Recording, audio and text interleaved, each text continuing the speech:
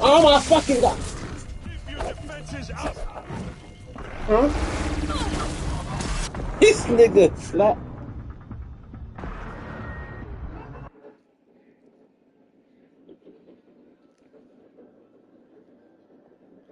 That was very naughty.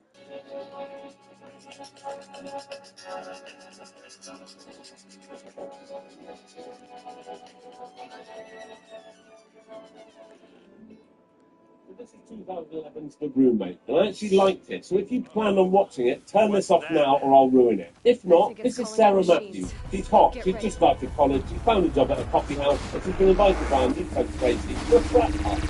Oh, this guy. This is Stephen, and he pretends to play the drums in this band. So Sarah and Stephen bump into. It's obviously spilled beer on you. Yes, you know, Steve, you're about as good at pretending to accidentally bump into people as you are pretending to play the drums. Sarah's kind of Rebecca. You make Rebecca. She seems nice.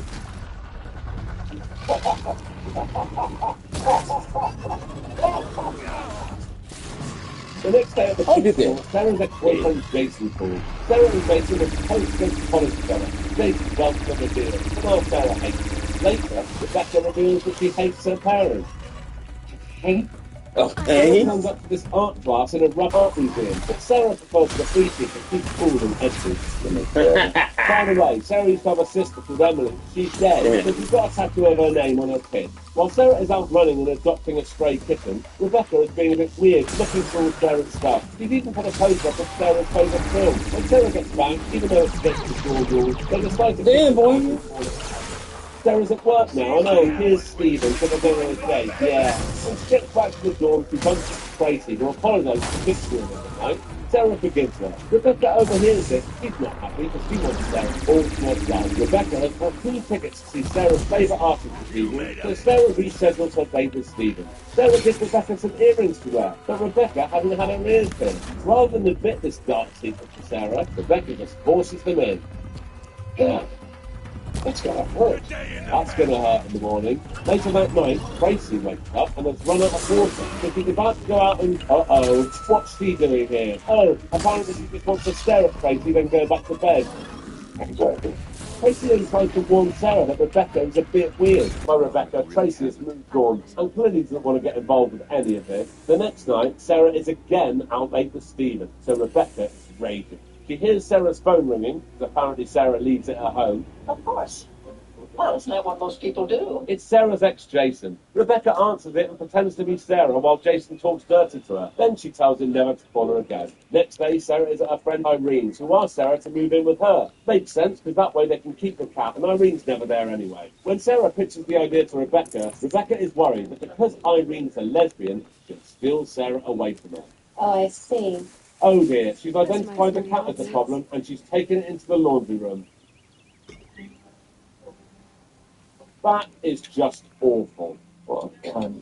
She tells Sarah that Cuddles ran off. Sarah doesn't have time to question this, and she's too busy trying to get out of spending Thanksgiving with her parents. And apparently her sister died 2 days before Thanksgiving, so it's never a great atmosphere. What? At school the next day, Professor Roberts asks Sarah to stay after class. He invites her to come with him to Paris, so Professor Roberts has been replaced. Later, Sarah is out with Stephen, who's decided to quit the band because it's a waste of time. Back in the room, Rebecca is punching herself in the face and cutting herself with a Stanley knife. When Sarah gets back, she tells her that she was attacked in an alley, but that the person got away. This has all been some plot to make sure Sarah spends Thanksgiving with her instead of Stephen. When they get to Rebecca's parents' house, her parents seem normal, but Rebecca is behaving like a spoiled brat. I guess. Her room is covered in drawings of a random girl. Sarah finds out that Rebecca is supposed to be taking medication, but her mum doesn't give too much else away. When they go out for coffee, some girls from Rebecca's high school show up, and Sarah recognises one of them as the girl in the drawings in Rebecca's room. We were never invited. So that was a weird weekend. When they get back to college, it's now Sarah who's snooping through Rebecca's things, and she's found some medication. Rebecca is at a gas station when the attendant hits on her. She told Sarah she wants to get a tattoo, and the next day they go to the tattoo place together. And oh my God, Rebecca has got Emily, the name of Sarah's dead sister, tattooed on her chest.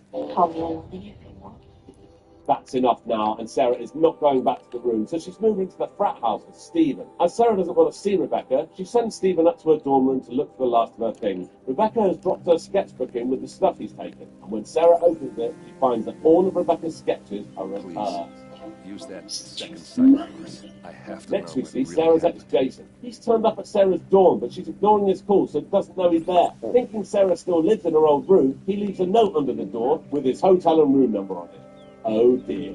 So Rebecca is doing her hair like Sarah's, puts on some of her clothes. She even wears the rubbish hat. And remember, she's now got the matching tattoo too. So she lets herself into Jason's hotel room, gets into bed with him, and then they bang. Oh, and then she stabs him to death.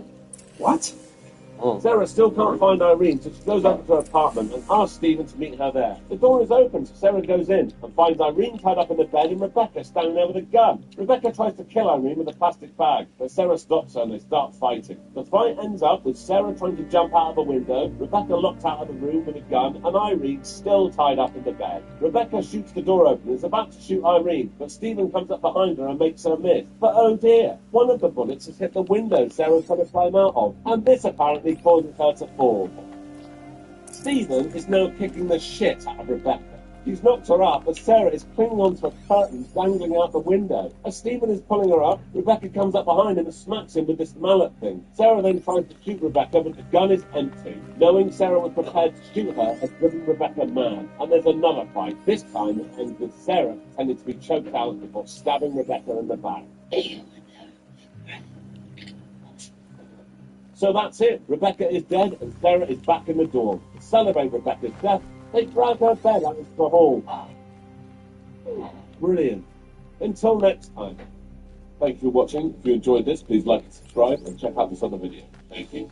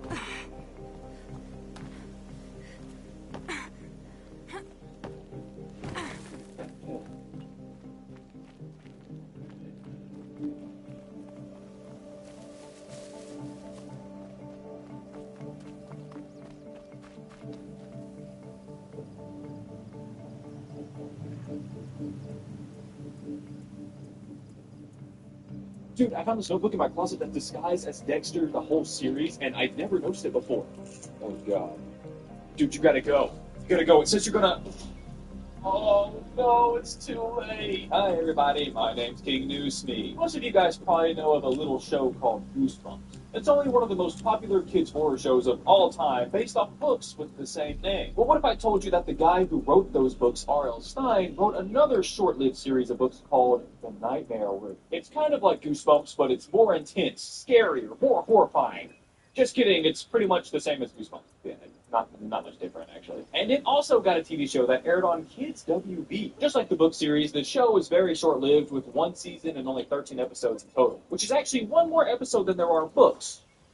Kinda. One of the episodes is a two-parter, so that makes it 13 episodes, so really there's only 12 episodes. But it still counts. It has more of a Twilight Zone feeling rather than a Goosebumps feeling, with each episode being narrated by R.L. Stine. I'm R.L. Stine. I say in quotes because it's actually narrated by James Avery. You know, Uncle Phil, or Shredder.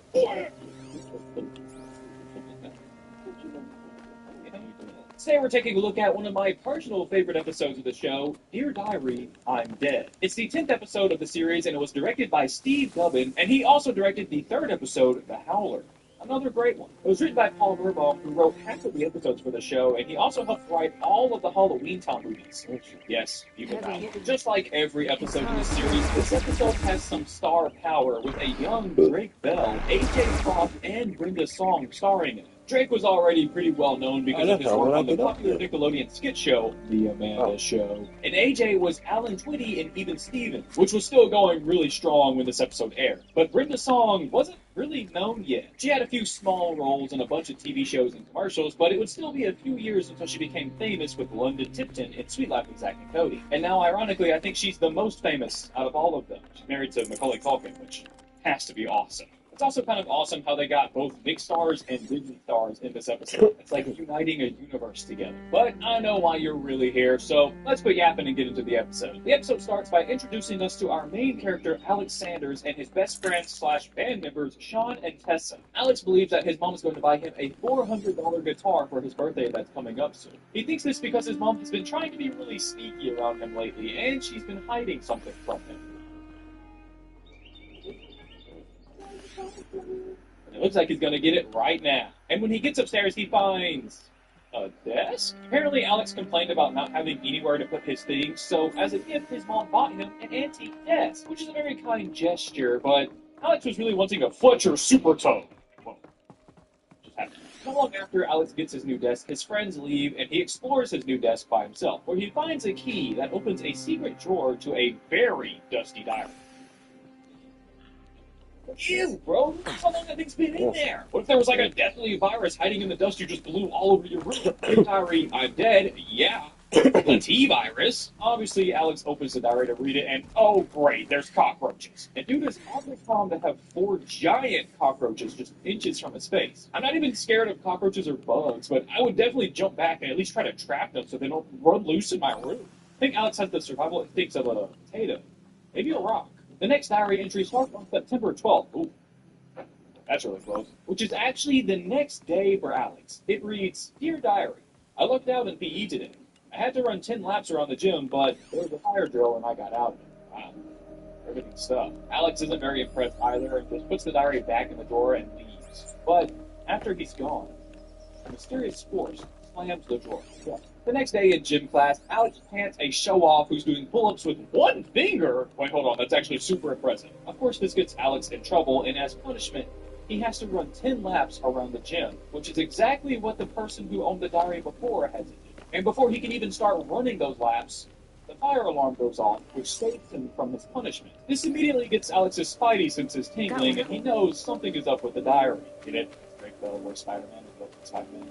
That's too niche. That's a little too niche. And later that day at home, the drawer with the diary mysteriously opens on its own. Of course, this gets Alex's attention, and he opens up the diary to a new entry for the next day that reads, I loved my history quiz. With a 57. And lo and behold, the next day, the kids are hit with a pop quiz in history that, you guessed it, Alex failed with a 57. Alex has had his suspicions about the book earlier, but now that it's predicted the future twice, he fully believes that the diary tells him the future. Is there anything in there that warns you about a man named Dan Schneider? You gotta look around for it. And the next time he opens the diary, there's a new terrifying entry that reads, he's gonna make a half-court shot in PE. Okay, I don't see how this moves the story along, besides maybe giving him some street cred. And the next day in PE, he hits a half-court shot. But as he was gearing up to do so, all the guys in the bleachers started to be rowdy and started stomping, which causes some of the bolts under the bleachers to come loose. And after he hits the shot, he checks out the diary again to find that something was added to the entry. After he makes the shot, his best friend, Sean, going to break his ankle. In a panic, Alex tells Sean to stay right there and don't move, and he tries to run up the bleachers to help Sean get down. But his running up the bleachers only made the screws more loose, and suddenly... God dang, it crashed that big and he only broke his ankle? I call that a miracle, man. Later, Alex feels horrible that he wasn't able to help his friend Sean in time, and he blames himself for reading the diary so much. But if it's in the future, isn't it going to happen anyways? It's kind of like death in the Final Destination movies. You can't really escape the future. It will get what it wants. The next day, Alex wakes up and immediately reads what's going to happen today. This time, it's not a lot, but it is very worrisome. This is Ursa's helmet. And later in I shop thought class, she dug Alex in the is on field below, edge. but He's not must sure have if the been disaster here. is going to happen to All him this or not. But what he trickery. does know is that he has to For try what? and get out of the class as soon as Feels possible. like it's And just as his teacher, torture. Mr. Murphy, starts cutting I the have a pieces that the theory. kids are going to need for their projects, Alex tries to make a sly escape, but accidentally knocks a longboard So into far, Mr. your Murphy, theories which are gets better his than other apron people's caught in the facts. spinning blade. Everyone begins to panic as Mr. Murphy I slowly think is the being sucked in Oseram closer ambushed to the Nurse Sun and solver. her men with a Multiple new guys one. try to hold him back, but the They machine mounted is just on too that powerful tripod and there's there. no stopping It him. Thankfully, fires Alex through is able to waves hit of the force kill when power he's switch downed. before the saw can cut Mr. Murphy in Looks like it crashed Shoot, the maybe stone this is a there. Final Destination movie. Nah, if it's a Final Destination movie, then the saw blade would have definitely killed him, and then probably fallen over and killed two other kids. You know how those movies are. Later that night, Alex is practicing with the band. No fight. Wait a minute. But my Didn't he break paralyzed his me from ankle? only gonna Aren't they move playing the when drums with a broken They ankle? were Like, trying to have hide like a something. both feet endeavor you have to do. Anyways, Alex has way too much going on in his head to focus, and he tells the others about the diary he found that can tell the future. But when they ask they questions used to to want to learn smash more her about the face diary, in. he just brushes it off and tells them to forget about it. And he decides to take a little break, so he walks over to his bag to get some water As and if they clear his took the head. armor off Then he someone. gets this urge That to can't open the be. diary again. Because Her that's body obviously is lying in state in Meridian. I saw it. You said she was unrecognizable. Great! Now you're gonna die. Maybe they Really smart way to switched clear her your body head, into her Vegas. armor, To avoid sewed whatever's around going the to same happen to size, him, Alex and asks if mutilated Tessa's enough mom can drive so him it could have home. been But anyone. Tessa's just confused why he's Even asking herself. because he lives right up the street. It's less than a 5-minute walk. Go back And she to starts Meridian. picking on him because she Take thinks that another he's look at just that scared of body. some boogeyman If it's monster really hiding in Ursa. the dark.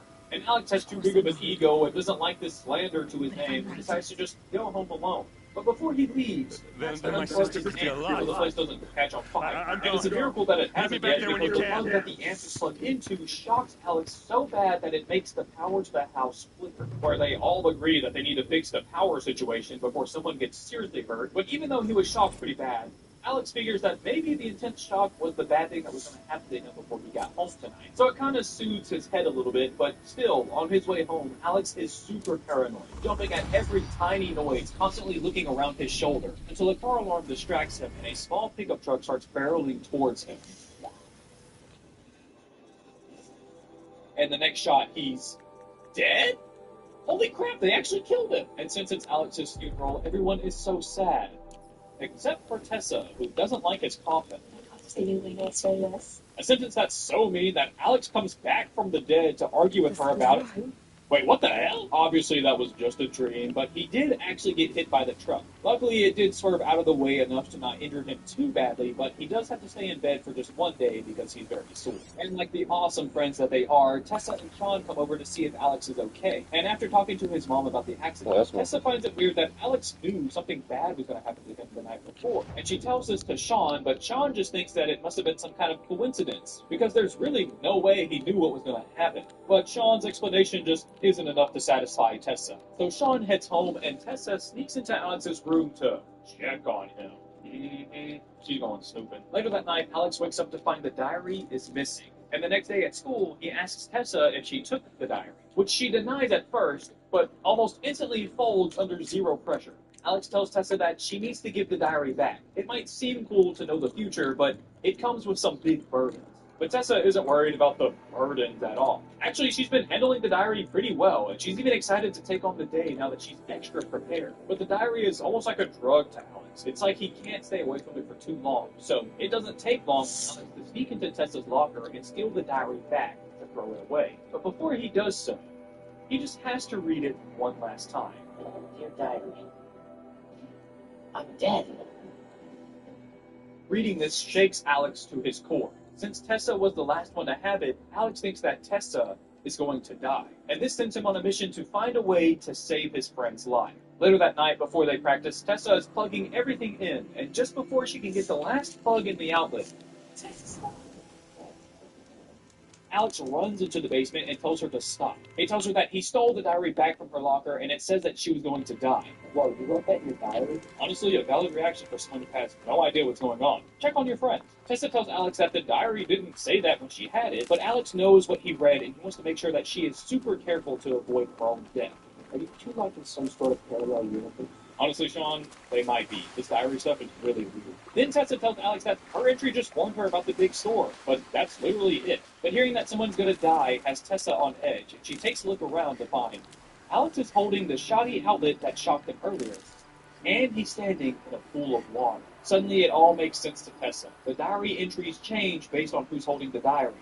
So that last entry was meant for Alex. Then Alex is electrocuted to death as the screen turns white and dims down to the beginning of the episode, just moments before he found the diary for the first time. Then R.L. Stein chimes in and tells us that the diary isn't telling the future at all. It knows what's going to happen because Alex is stuck in a time loop, living the same few days over and over again. As a permanent resident of Nightmare Room. Okay, so I know that ending is a little confusing, and I'm honestly still not really sure what's going on. R.L. Stein says that Alex is stuck in a time warp, but the diary does seem to have some paranormal powers to it, because it changed when Tessa had it, and then it changed back when Alex stole it back. So they might actually be stuck in a time loop, but there is some weird stuff going on with that diary. And there's a few theories I thought up while writing the script. So maybe Alex himself wrote all these entries during one of the time loops as a warning to himself, but then it would be really dumb that he can't figure out his own warning to fix the time loop. Or is the diary the reason he's stuck in the time loop? Maybe if one of these times he can resist the urge to read what will happen to him, it'll solve everything. So I guess in that case, the diary doesn't tell him the future, the diary causes the future. And if he refuses to read the diary, nothing bad will happen to him. Or there's no solving it. He can't get out of the time loop. He's just stuck in it, unknowingly, forever. Which is really hard. Probably why I like this episode so much. I don't know, let me know which one you think it is in the comments below. Or if you think it. So, I really like this episode a lot. It's a very simple episode. It doesn't try too hard to be scary, and it doesn't rely on like a spooky clown or a doll to get scared. Instead, it's fun. That's the whole enjoyment. Something you don't see a lot in Kid Horror, especially in the early 2000s. And like I said earlier, it's like Final Destination. And those movies ended always chasing them and it. This episode, Alex is battling the future. All the diary does is tell him what's going to happen. And no matter what he tries to do to change it, he can't. And that's what makes this episode so scary. Unlike an episode with a monster, you can't fight back. You have to just submit to this force that you can't control. Sure, it can be nice, like it gives Alex some street cred with a half-court shot. But when it decides to be mean and says, "Dear diary, I'm dead," well, see ya. What are you going to do? And I think Alex is the perfect victim for this time loop. Alex starts off as kind of an arrogant guy. He talks about how popular and cool he is at the beginning of the episode. And the diary knows how to play with him. It makes his head even bigger and then humbles the crap out of him. It's like right when he realized that he couldn't help Sean, he began to take the diary more seriously, even to the point where he didn't want to read it, but felt compelled to. I'm sure this wasn't like meant for the New Kids episode, but there is like addiction, like subtext there, right? You guys feel that way too, right? I also like the dynamic of everyone in this episode. Alex and his friends feel like an actual group of friends. They pick on each other and they mess around a lot, but they're also there for each other and know what's best for each other. Alex and Tessa are very similar, and they actually butt heads throughout the episode because of it. But I think that was intended because she knew the only way to save Alex from reading the diary was to hide it from him and not give it back. She knew that he couldn't resist the urge to read it, and funny enough, she couldn't either. And Sean is the dopey friend everyone has, and he was very needed in this episode.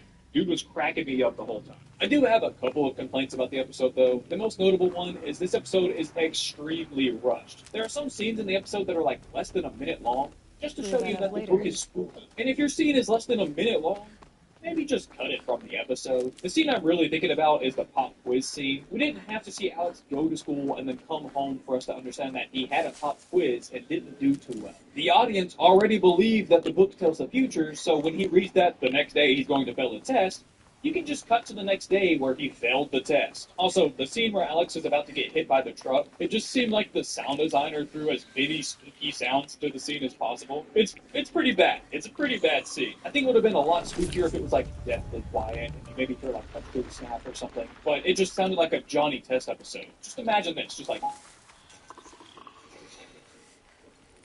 That's pretty much the scene. That's pretty much what happened.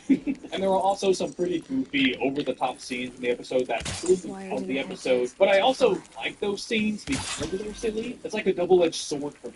If John didn't comedically fall into a table of Gatorade, I probably would get a little bored of this episode. But because he did, I started laughing out loud, and it kind of locked me into the episode. Also, how am I not supposed to find this funny?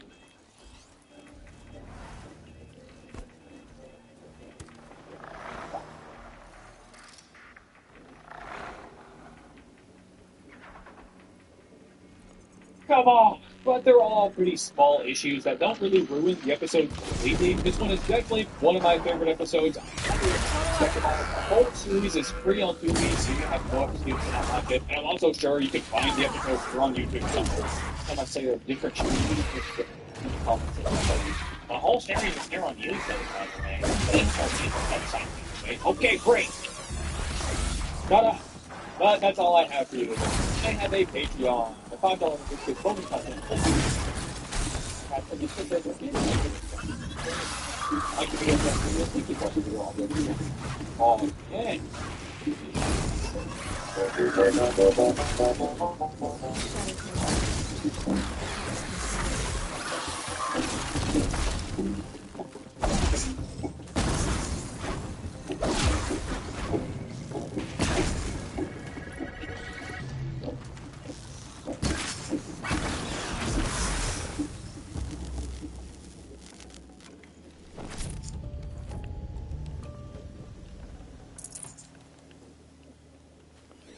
Hello and welcome to the Haunted Doll section of my YouTube channel.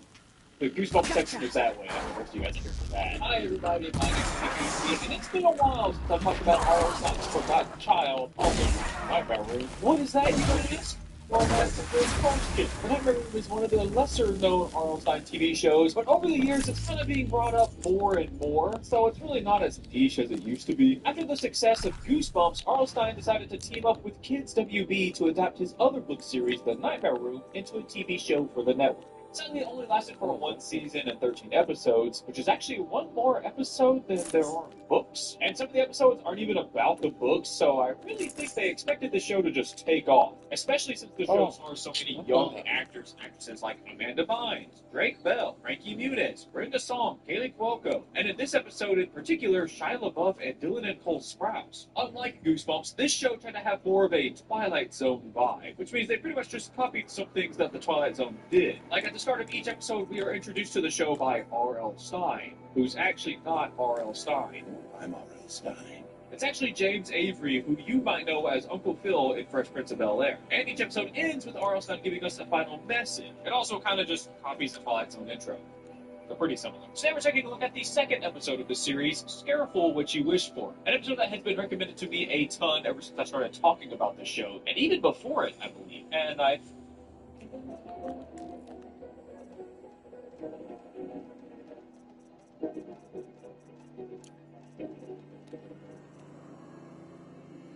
You know, because I was sick for so long, it feels like we've been talking about this story arc for half the year already. Don't worry, folks, because today we are finishing our three-parter with a Mort Fati, airing November 14th, 1999.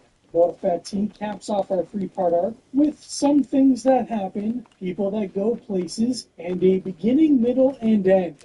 You know, I really cannot wait until we are done with this damn beach. Balder's mom has come to see her son in his waking coma, or whatever the hell you want to call it, though her visit doesn't exactly last very long. But hey, at least he has cigarette-smoking man to comfort him, which is probably the last person he'd want to see. Strangely, they're both able to communicate telepathically, which I'm going to assume means this is a dream. It's one thing for Mulder to read his thoughts, it's another for CSM to respond.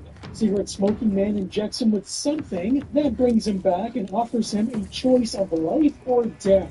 I have no idea what that means, but can Mulder really trust anything this man says? Jake Mulder. I'm your father. Oh. There's no way we could actually... There's no way we could actually believe cigarette-smoking man is his father. That would be ludicrous. In the meantime, Scully's enjoying a nice little cat nap at her desk. Or is it Mulder's desk? Pritchkow gives her crap because how dare she sleep when Mulder still needs their help? The FBI security is insanely lax though, because how did he just wander in here? The two argue because Scully wants to save Mulder, and Pritchkow wants to use Mulder to expose everything. It's killing him, and we have to get it. You destroyed this knowledge for you. Alright, Pritchkow, you may have gotten the jump on her once before. I don't think you can just finally come clean about the concept situation. Kind of. Child. Your father.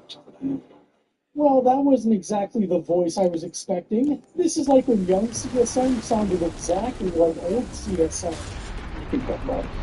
Ah, yes, this is definitely Mulder's vibe. Sometimes just one cigarette isn't enough. While Mulder enjoys his dip with CSM, Scully is waiting in the fridge. While she working with creepy people there entering her place without knocking, oh, it's Albert. Wait, isn't he supposed to be dead? Mulder and CSM pull up to the average living suburb, and obviously there's absolutely nothing nefarious about it.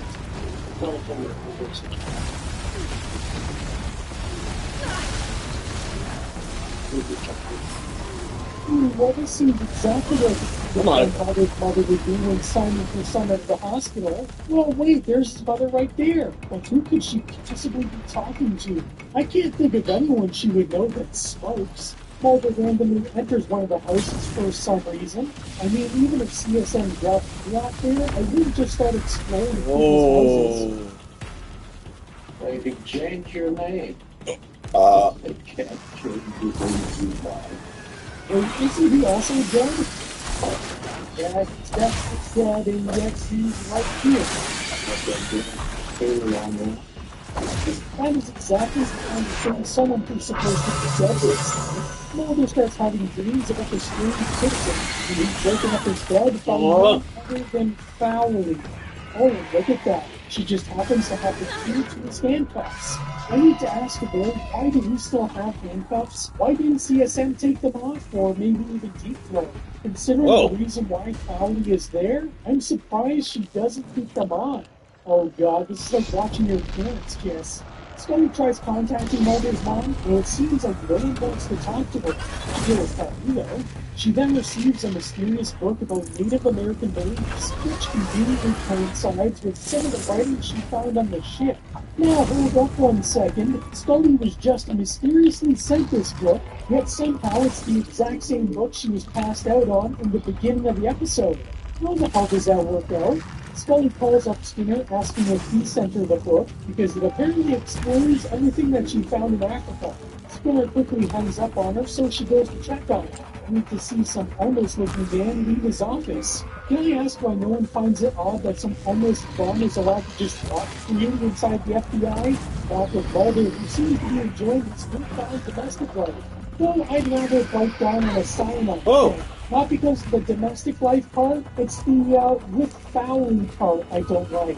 Fowley claims that up until now, Mulder has been acting like a child, going after childish things. The only way to grow up is to become a father.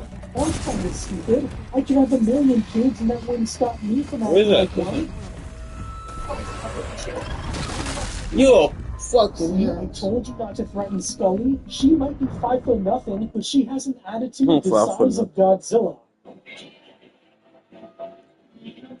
Scully notices that Critchcow may have stolen some of her files, though you'd think she'd be more careful with that considering how often it happens.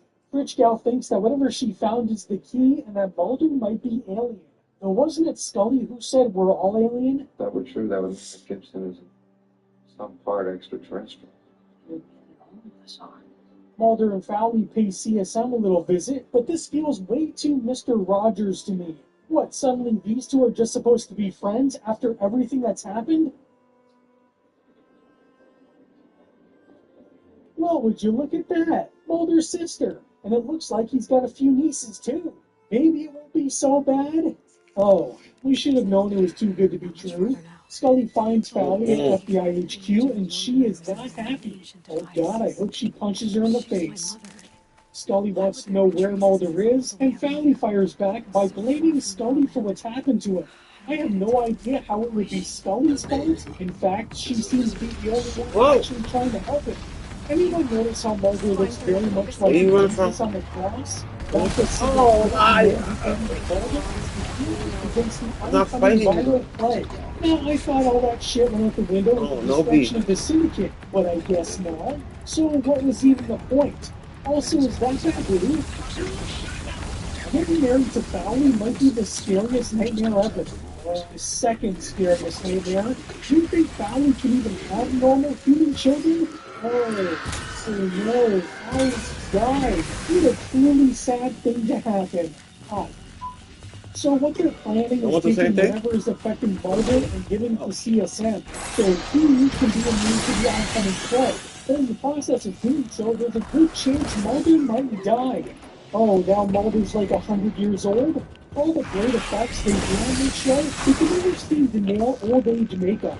I mean, it even looks like it's floating off his face. Now we're back with the kid on the beach, and this episode is all over the place. The client makes no sense to me.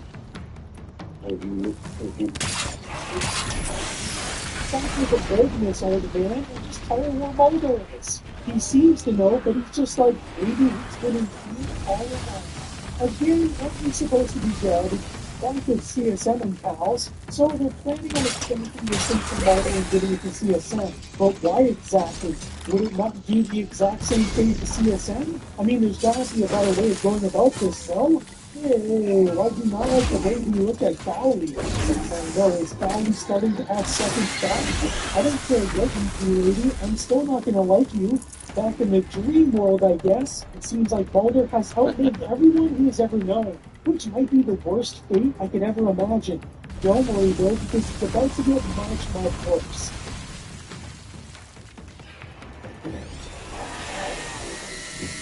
If the aliens can do this, then why don't they? Back in the present, I think, it seems someone didn't like that Klitschko was starting to catch on to what was going on. Of course, it's Krychek, because he seems to be everywhere and nowhere all at once.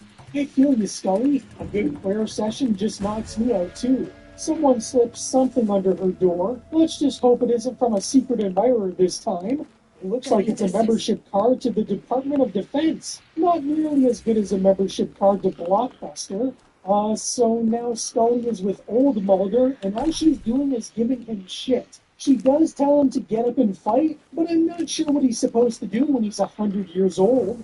Real Scully makes her way inside the Department of Defense and finds Mulder. But where is everyone else? And even if she had a card, I would still think there would be security everywhere. I don't think they just let you walk in and out. Mulder wakes up and the two hug. But weren't his hands just bound? Did he Houdini himself free of his restraints? A week later, and everything seems to be fine and dandy. Well, mostly everything. It seems I was mostly right that Albert wasn't dead. He was in a coma. But he's sure dead now, and there's no way he could have been inside Scully's apartment. I do have a bit of bittersweet news, though. I haven't followed. So you're telling me after all this crap she put us through, she just dies off screen? I don't even get to watch someone like Krychek do it? Well, that's bullshit. Man, these two are really touchy-feely for being friends.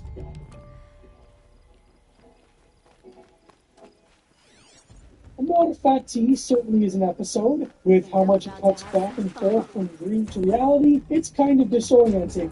I don't really know what to say about this one or what the point is. At the end, everything is just back to normal, I guess. CSM now thinks whatever was causing this issue with Mulder, but how is he able to keep it in check? I guess we just have to assume because of everything CSM has at his disposal, he has a way of verifying with negative effects. Does this mean he can read minds too? Or does this mean I'm actually just an idiot and didn't understand what the hell is going on? Comment more below. Also, I'm glad the Syndicate was destroyed back in Season 6. You know, so the plan for colonization can still continue. Not sure what the point of that was then, besides getting rid of actors that were all located in Vancouver. It started off as a fairly interesting idea in the first part, sort of just languished and died with the last. And honestly, overall, this three-parter was more boring than anything.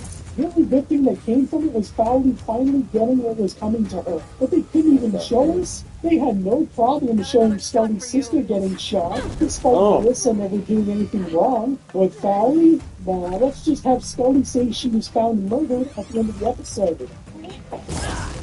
Not as messy and all over the place as this episode was, there was actually a pretty big idea behind it. David Duchovny co-wrote this one with Chris Carter, and apparently he was really inspired by The Last Temptation of Christ. The whole idea is basically Mulder being tempted with a normal life. You know, house in the suburbs, food in the fridge, wife, kids. It's no conspiracies, no running around getting shot at every week, which honestly sounds pretty great except for the Fowley part. But the point is that Mulder has to choose between that life while continuing to ruin his own life chasing aliens. According to Frank Spotnitz, the company really wanted to push Mulder into something different here. Less spooky FBI guy, more existential crisis guy, bitch which ass just sounds like me every single day. Chris Carter basically said this was supposed to be a really emotional episode about whether. Where you going, huh? Where are you going, huh? Gonna go bully her. No good guy. He gonna cheat on me. Who is he and how does he know these things? He said that he was against Sobek. Her name was that. Imagine tell you we'd meet again. Open No. door, never should have found Still you. hunting That's what you bandits? did. Oh, yes. Take I've it been off. You sharpening my start. blade, anticipating the sight. Don't get me wrong, the beast stung me. A little panic and desperation really sets it off, though.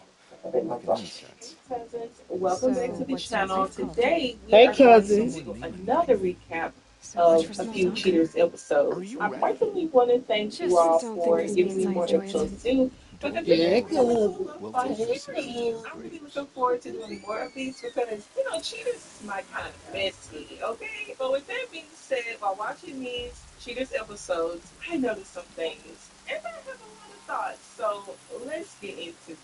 So, this first story is about Renee. She was 24 and she was worried that her boyfriend was cheating on her. Per usual, everything was good when their relationship first started, but now things have taken a change for the worse. His temper was bad, he became very short with her, and she was trying to figure out why was there such a big change with him in the relationship. He used to treat me like a princess, and now it's something that feels like treating like I'm just the dirt that he walks on.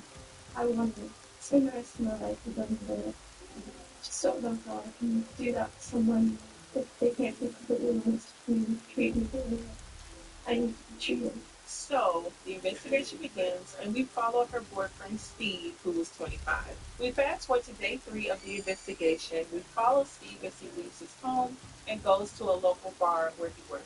Renee ends up coming to this bar with an I then later find out that this is her roommate. So when they get to the bar, they speak to Steve for a little bit, and then they go to Alright, the where we table going? and sit down. They have a few drinks. Eventually, Steve comes to Are we the doing this table together? and joins them. When Renee tries to sit on his lap and get a little bit flirty, he wasn't with it. So this leads to them arguing, and so they go outside to handle their issue.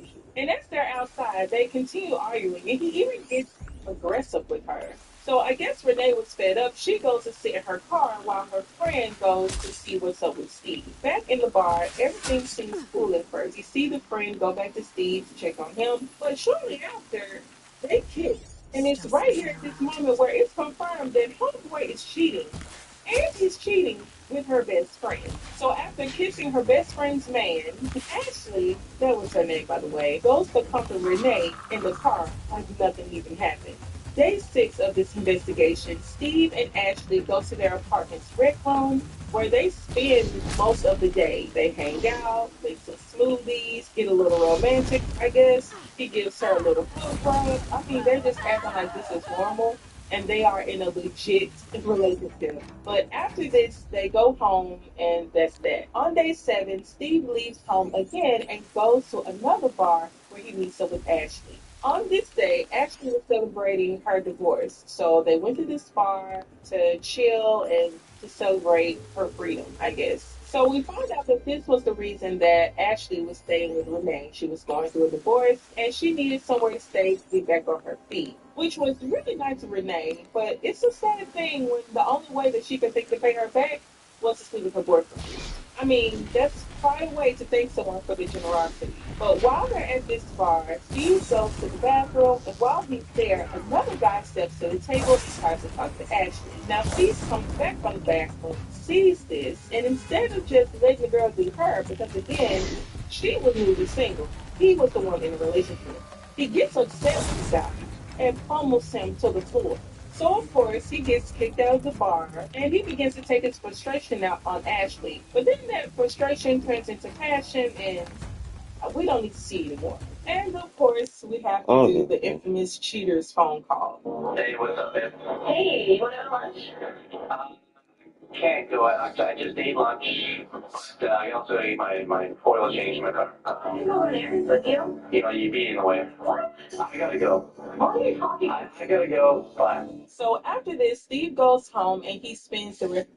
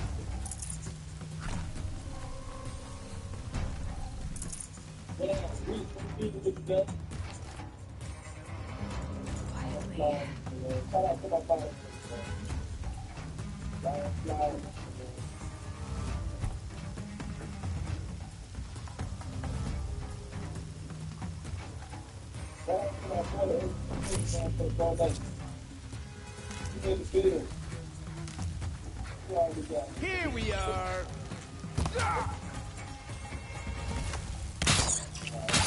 Gonna get ya.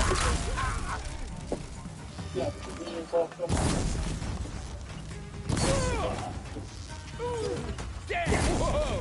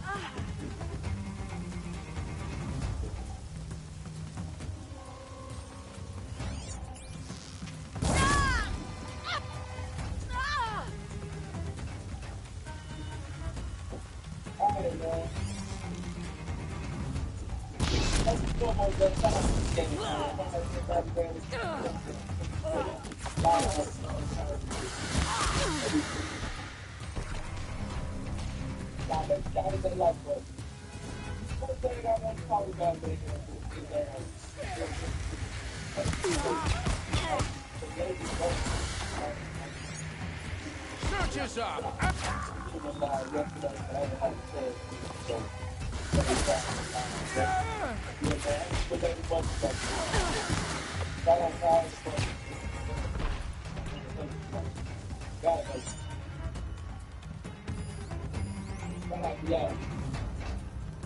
Here we are.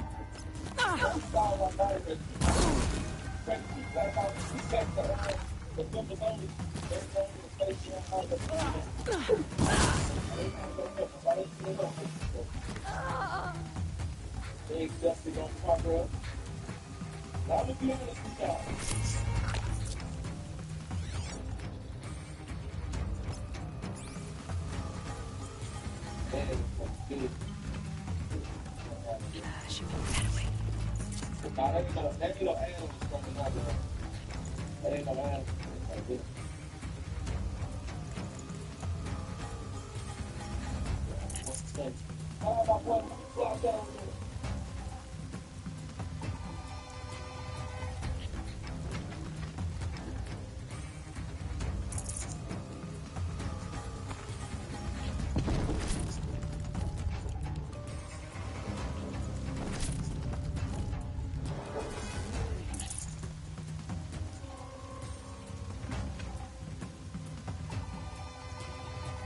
You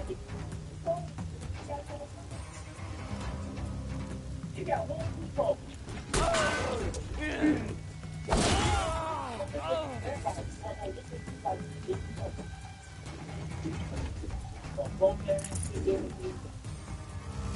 Taking a lot of those people. Or that is scared to pass the guy from over there and expose those people and go. Really, it's a career for me, really, kind of like scumbag, right? You know what I'm saying? What age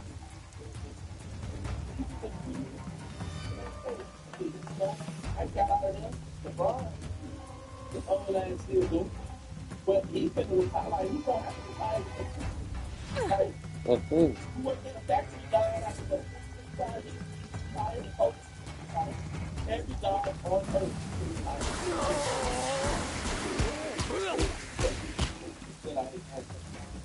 Fucking so-called street code. And my thing is, it don't even make sense. You be asking, ask God, but you say they live up from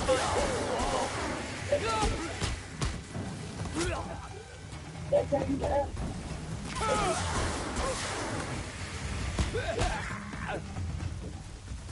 Most of these streets could not see you alive. They're still Where do looking. you right now?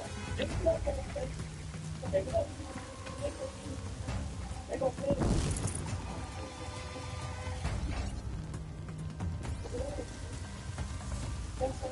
I used to think stuff to do.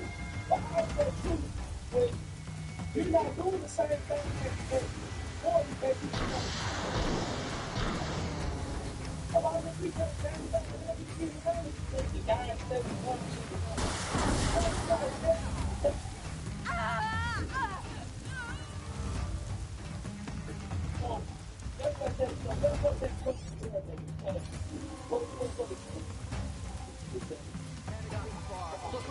They must be the bandits' prisoners.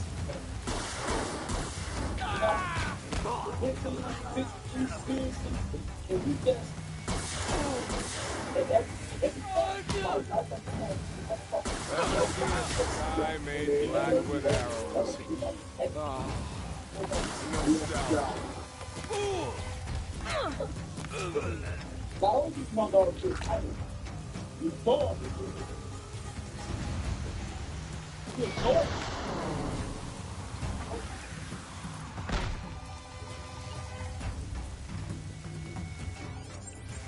Nowhere more blood than the killing field. Who piano guy like that?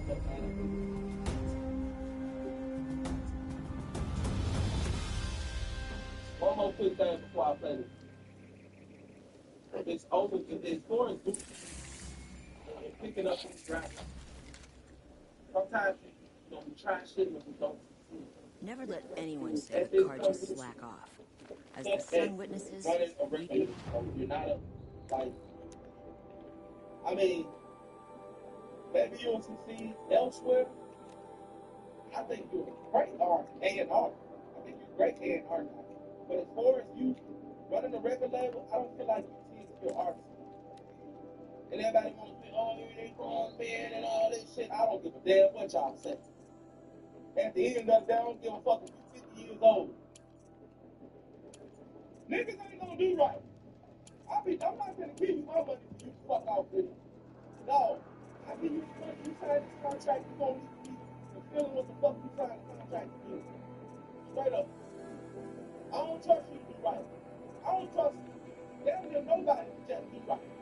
I'm not able to. Because people gonna cut those. I damn sure can't trust them for me. I'm sorry. I can't trust no 20-year-old.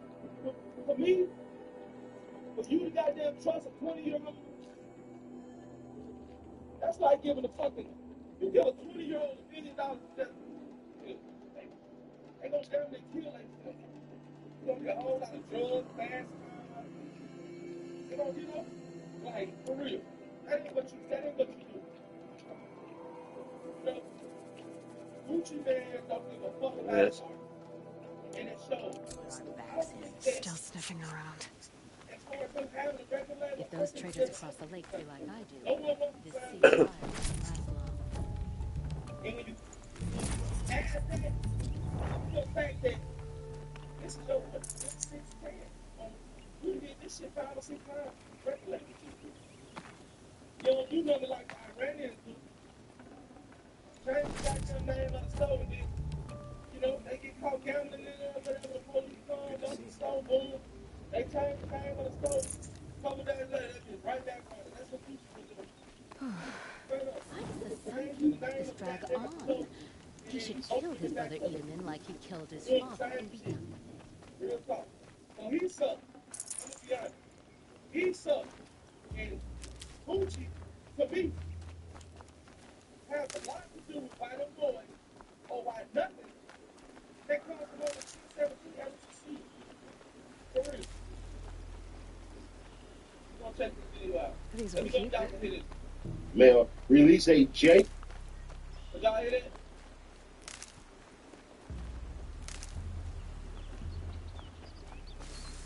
Kwame Khalil Brown, register number 739258-509, age 32, race black, sex male, released a January 13, 2027, located at RRM Montgomery. And if y'all don't know, that's all the way out there in Alabama. So as y'all can see, Fujiano was back locked up, but he was already heading there. The clues were just there. Well, let's go walk down real quick because you clearly see that Fujiano's Instagram picture is who? A locked up and incarcerated. This ain't no, free you, nothing like that. This is more than free. Bro is showing the picture of who's Shiesty while he's in FDC Dallas. Then reposted this. We doing our time and making it back to our loved ones without taking another nigga from there. We not respecting that right shit at all. From the streets to the state and the feds, we standing on business. Welcome home, cuz. Fujiano. Love you even after the break. Yeah, I be easy on my mind. Let me chill. Let me breathe. Man, they just be popping all that propaganda, all fake. I don't know what's up with it. Are you looking for an easy buy to sell your home on sale? Our instant offer program allows you to sell both quickly. So I'm telling you now, one, play your games. So I'm telling you now, one, play your games. If you ever wish payday came sooner, this might actually happen. There's a banking app called Kern with a bunch of shit I'm doing what I'm supposed to do as far as how the internet would perceive it. And you slight weight would be correct. But the issue with that is it's all about the plans. It's all about the plays. It's all about all that. Because when he got out, previously before, we had Gucci Mane shouting out Pooh Shiesty from the top of his lungs until, take off the reins, take off everything. No, I ain't go. All right, here you can have it. Officer, he did it, right? Imagine like that. Pooh Shiesty, Latrell Williams Jr., Latrell Williams Sr., and Big Dirty.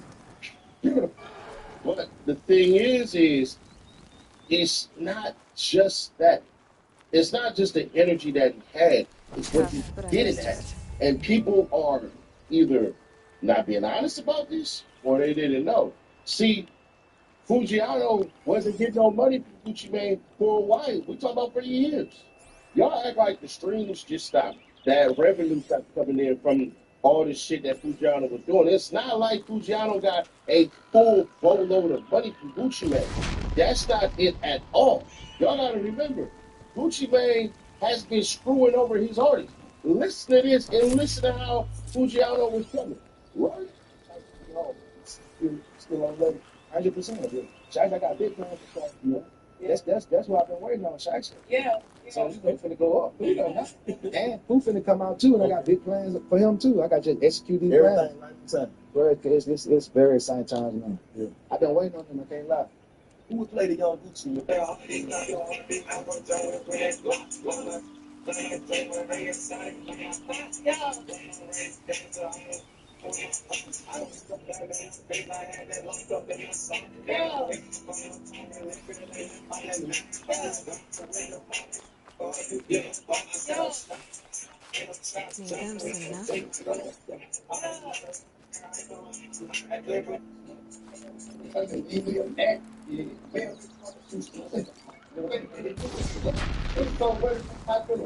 Swinging it dick, you better not duck.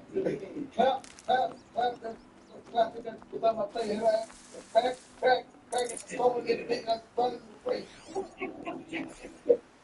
So y'all know what was being shown out of Gucci Mane's camp? Because bro been in jail since Saturday. Gucci Mane big. I ain't gonna lie, I ain't gonna lie. I dated my son.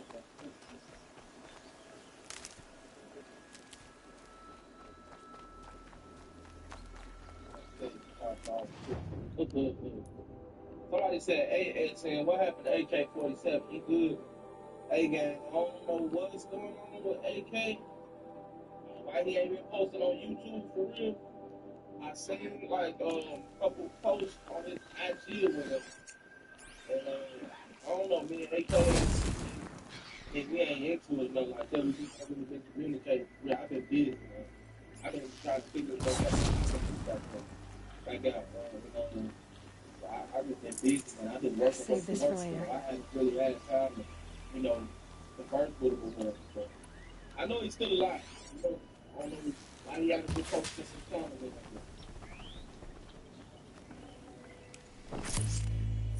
Oh, somebody say he's back at the studio.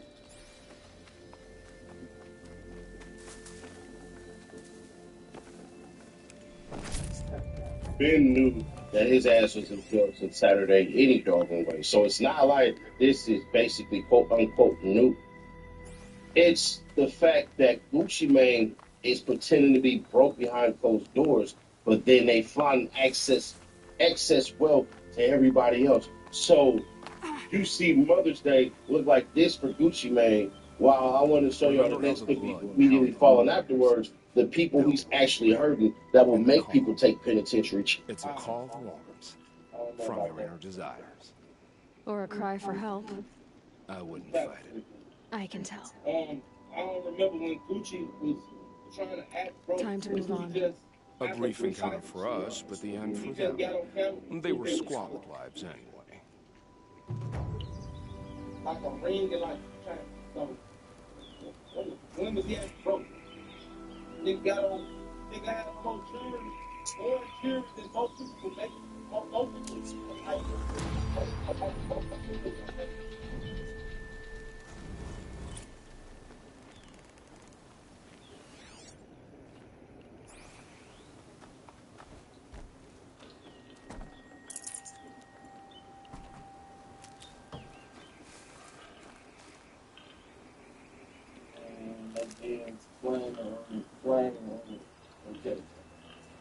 I don't know what AK did to y'all when I was gone, man. I don't know what he did to y'all when I was gone. Yeah, I know he got plenty of viewers and fans and shit like that. I don't know what he did to this entire people. I don't like AK. What that man did to my son. But, yeah. A lot of people talk about Luciano, China, Jailbird, and we watch, man, let me tell y'all. Well, I don't know what Luciano. Who sides he crashed? And I'm gonna tell y'all like this, man. I started this chapter. Well, no, it wasn't for this time. I started this time.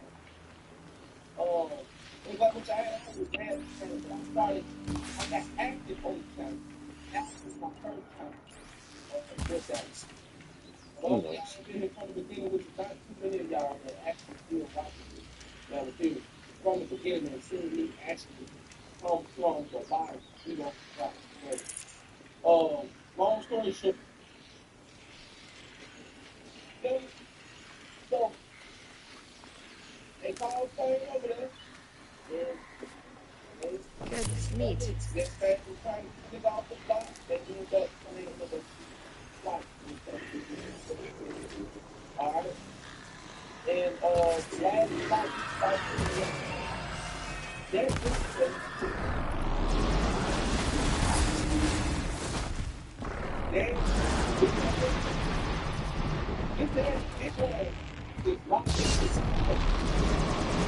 They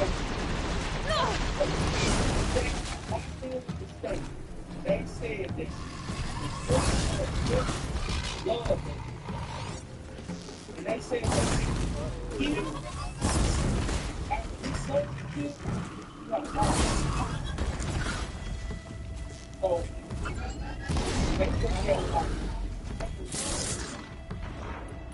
They say he was heartbroken about his son.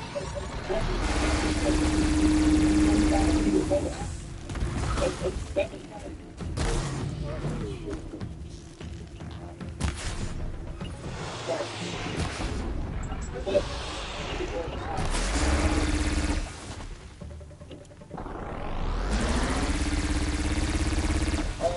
kind of video.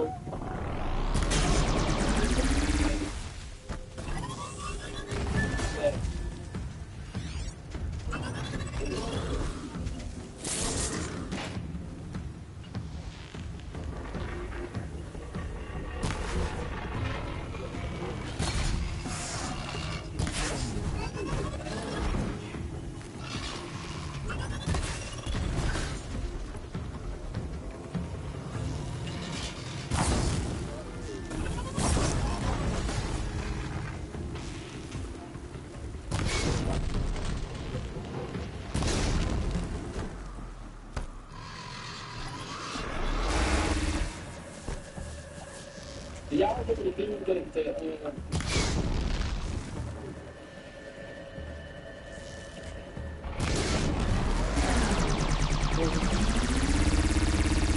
This is the quickest way to clear out stuff food. We've never had to yell. Yes, I know I'm... so if y'all remember that, the guy was free that took his kids. He took like 7 of his own kids and like his nephew or something like that. Or his girl's nephew. And they say that left he did this because he can really leave from the shit and put it out. This is some of the footage, man, from that film. And when I say, bro, that Oculus is something to my soul for real because y'all know I got kids. I got two kids and I love my kids to death. And just seeing something like this, I can only imagine what these baby mama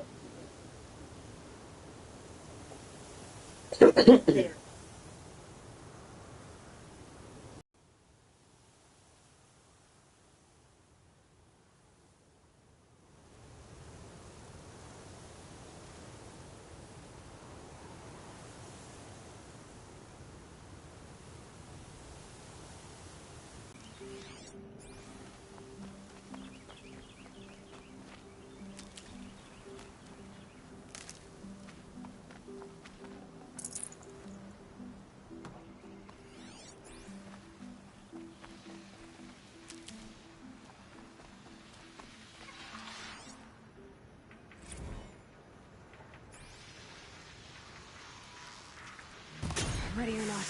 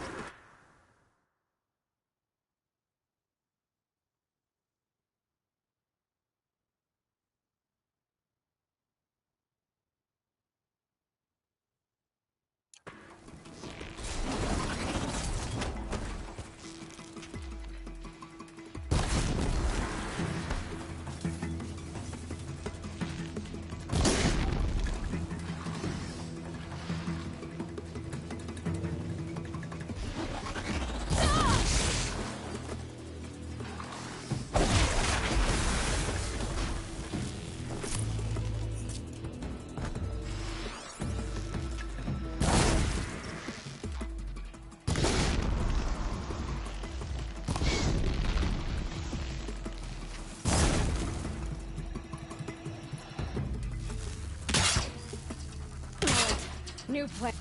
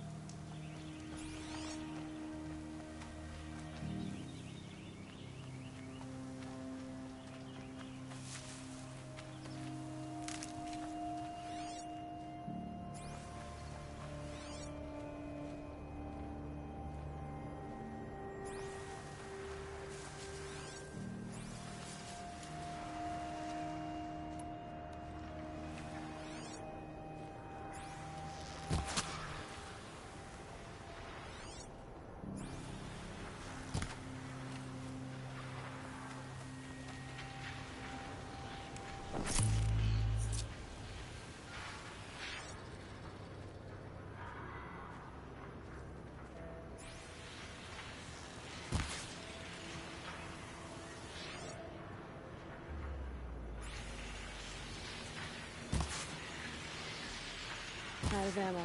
I should switch weapons.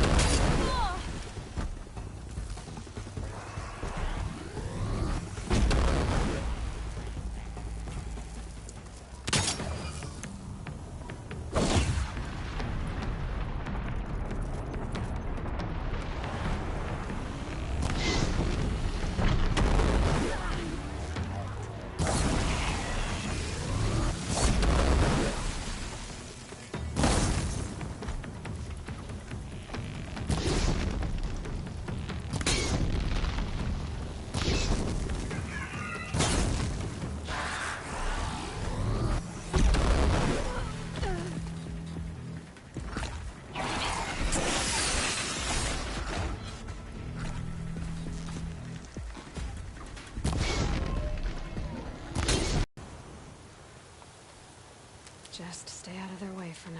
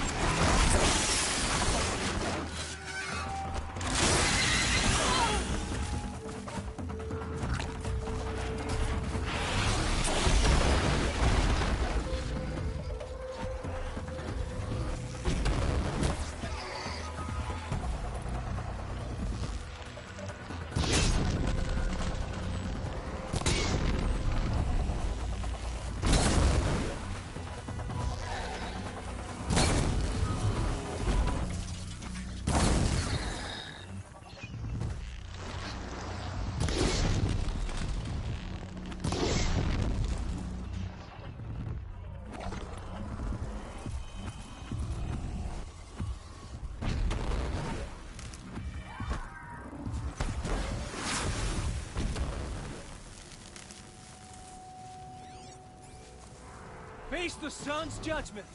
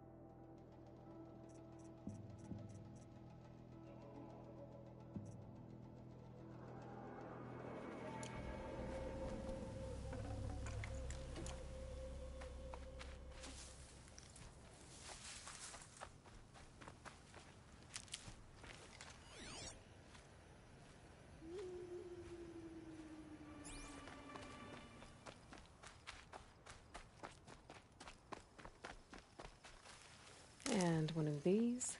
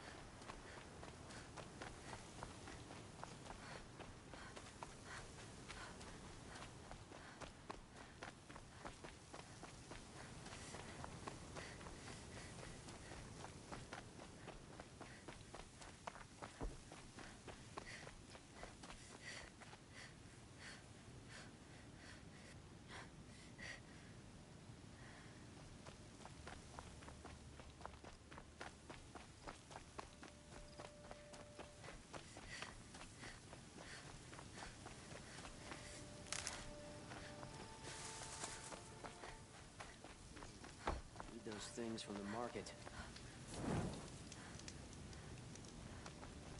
I'll be doing this till I meet the moon, I'm sure.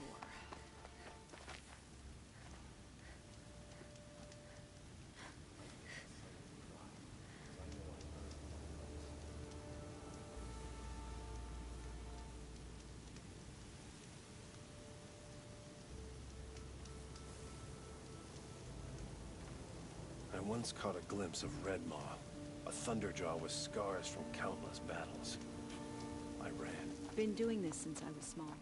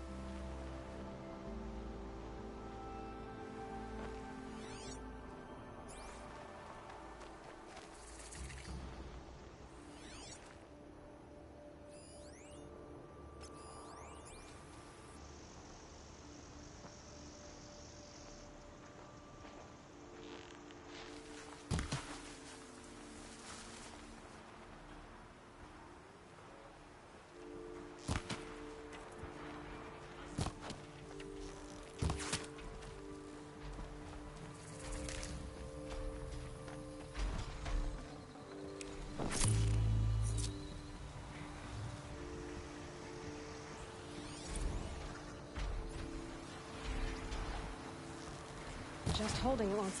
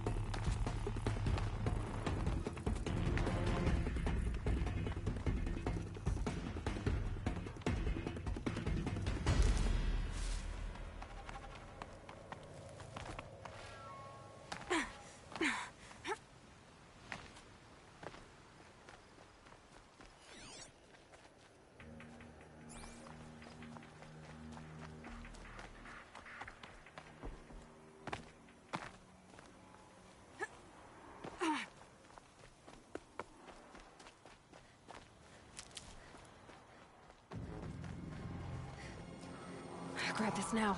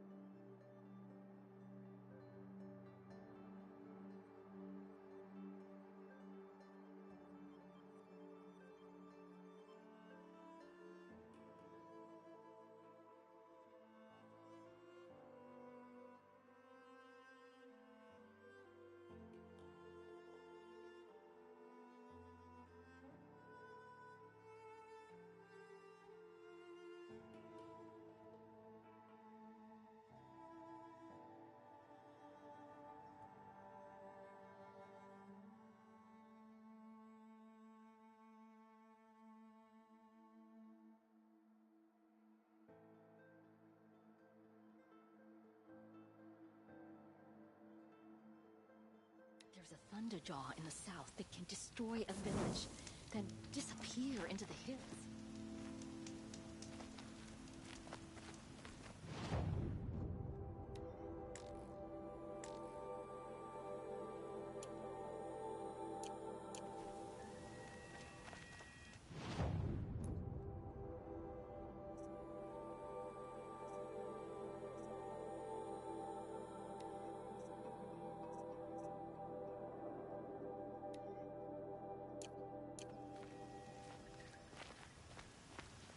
I'll be doing this till I meet the moon, I'm sure.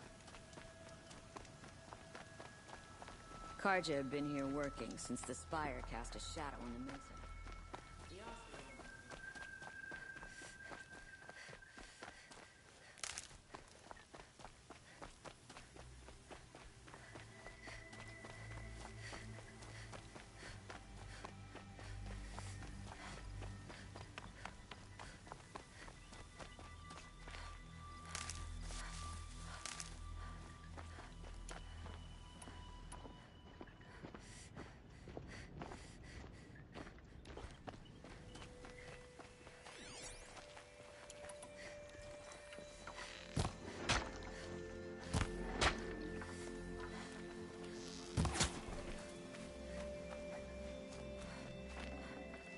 This'll last.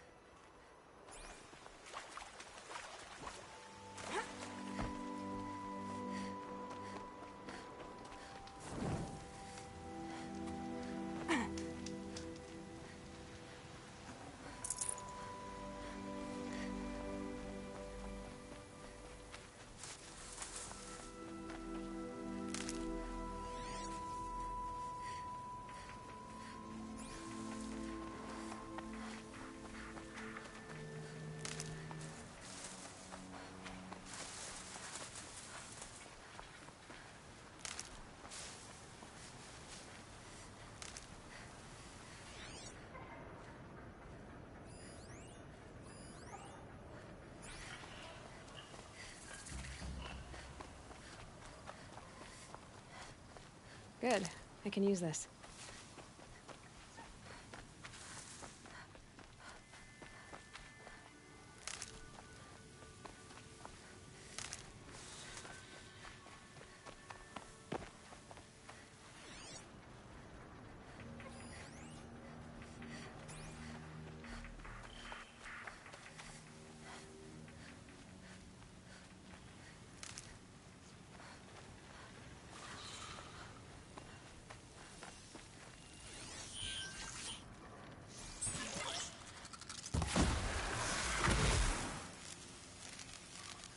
Scrappers are here for the parts.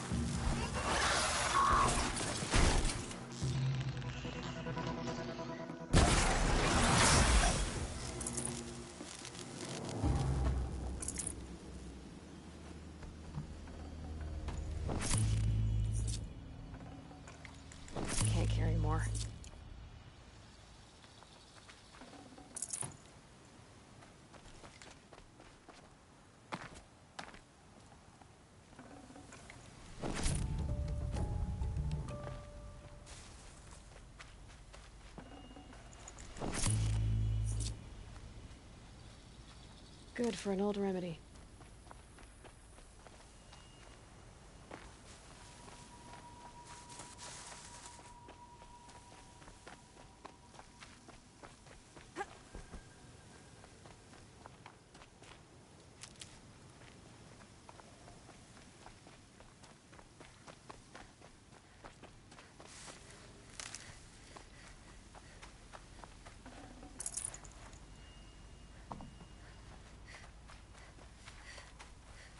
Saving these for the trail.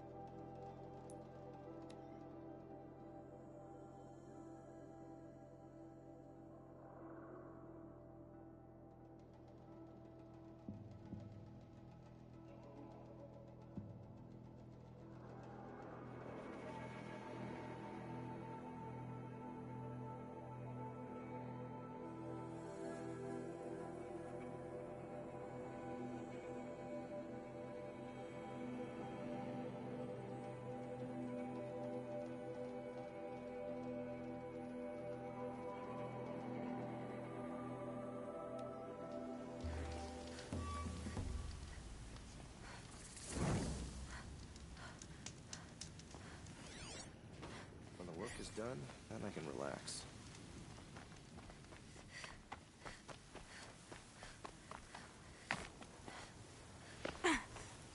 Hardy little plant. You'll help.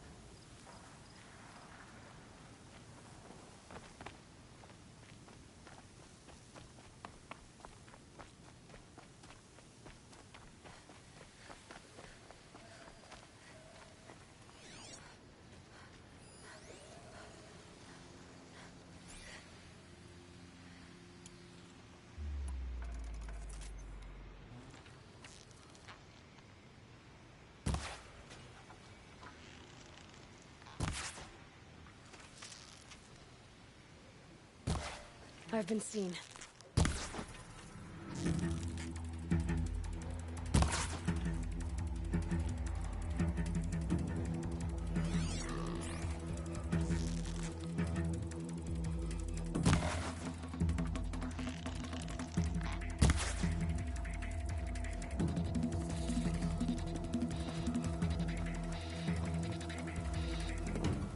Helpful.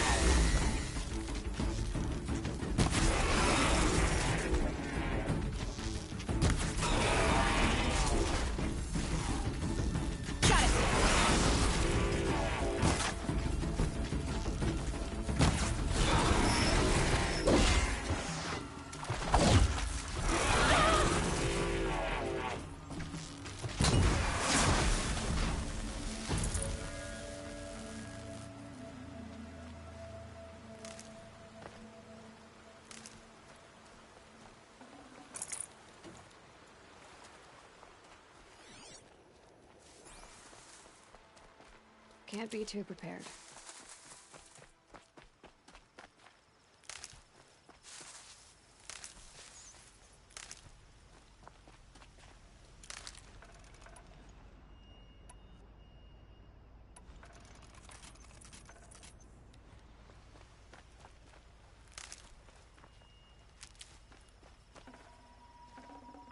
I'd have to leave something else behind.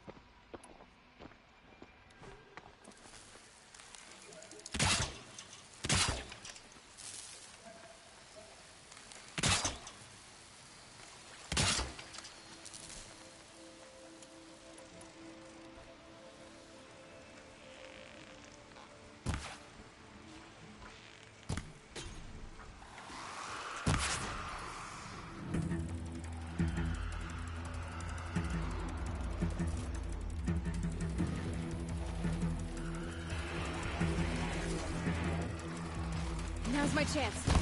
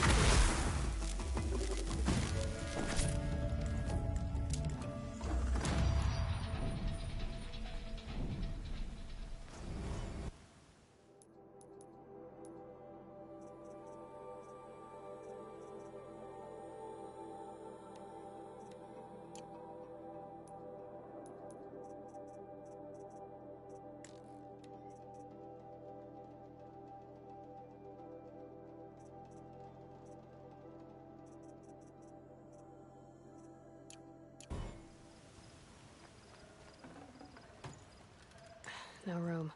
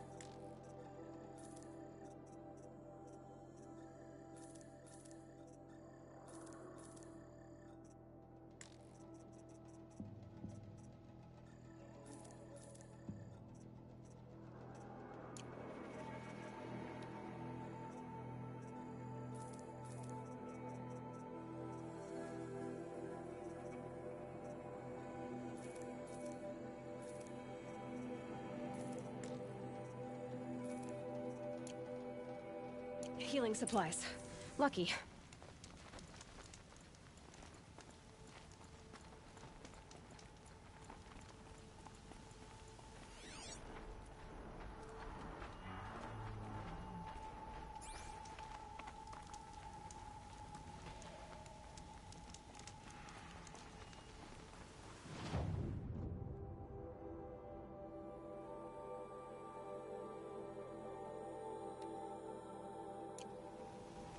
Here they come.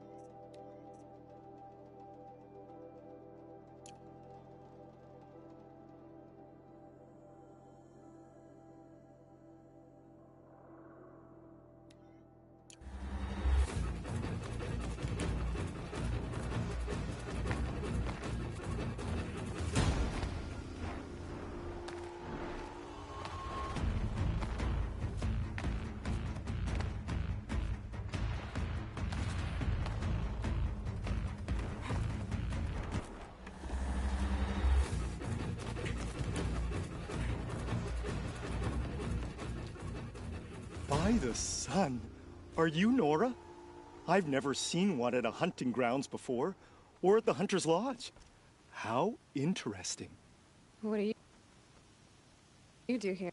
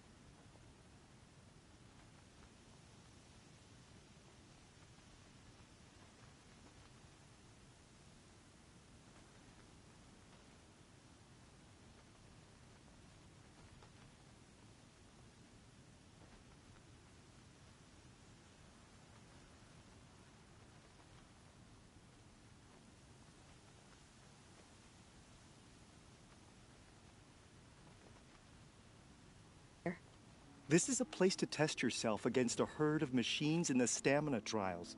Think you can handle it? I know I can. Excellent. I like your spirit. You're awfully friendly. Well, you know, it gets lonely in the wilds after a few weeks. Terribly lonely, in fact. What about your friend over there? Oh, he doesn't count.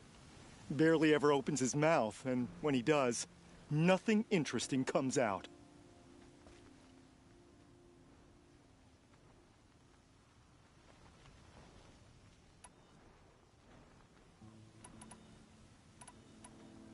What is the Hunter's Lodge?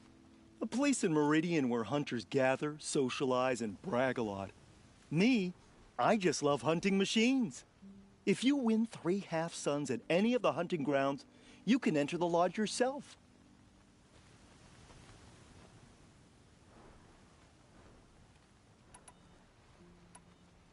What are the trials? The Hunter's Lodge makes sure hunting grounds around the world offer hunters a place to train. The trials here focus on the most important part of hunting, keeping your stamina up. Hunting isn't a sprint, it's a gauntlet. So all you offer is training? And a herd of machines. Plus, I'm allowed to award marks. Half-sun, full-sun, and blazing sun, if you do well.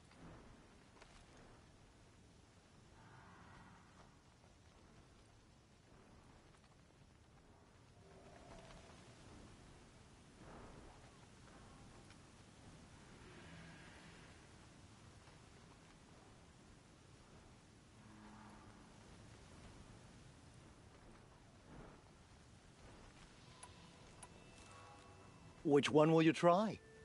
I'll explain whichever one you pick. The remains of watchers rest on 3 rises. Loot all of them before time runs out, and you pass. It sounds simple, but watch out for all the other machines down there.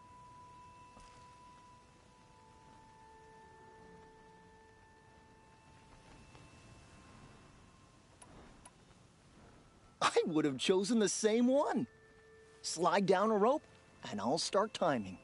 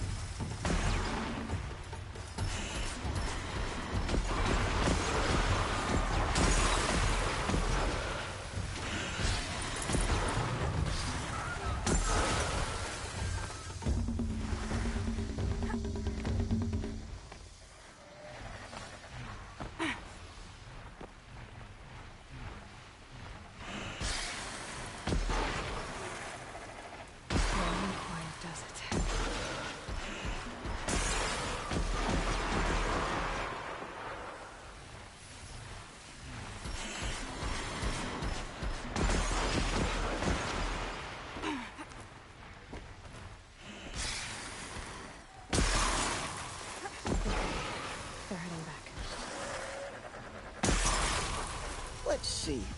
That gives you a half sun for your first time. Impressive.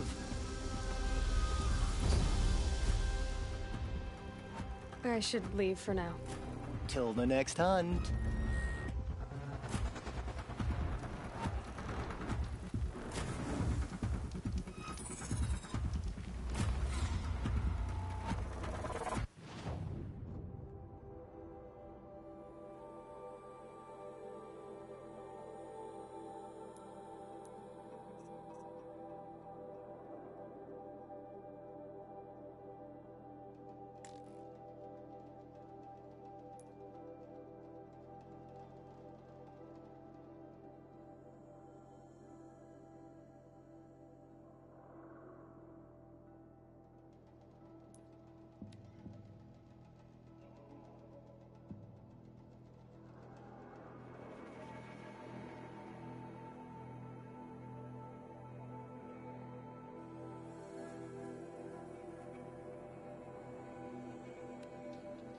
great day for getting things done.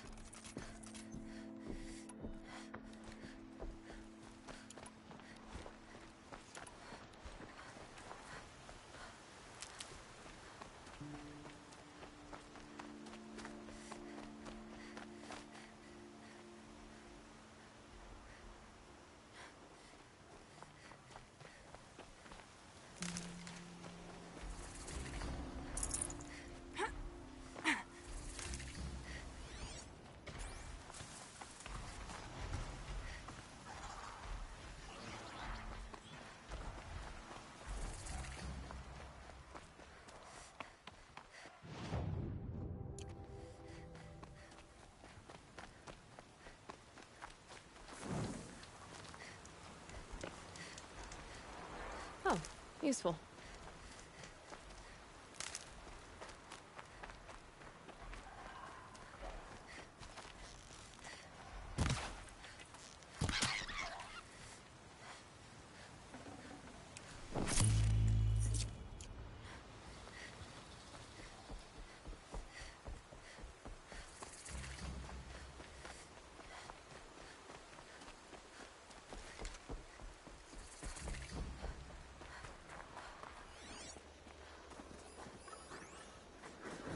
All right.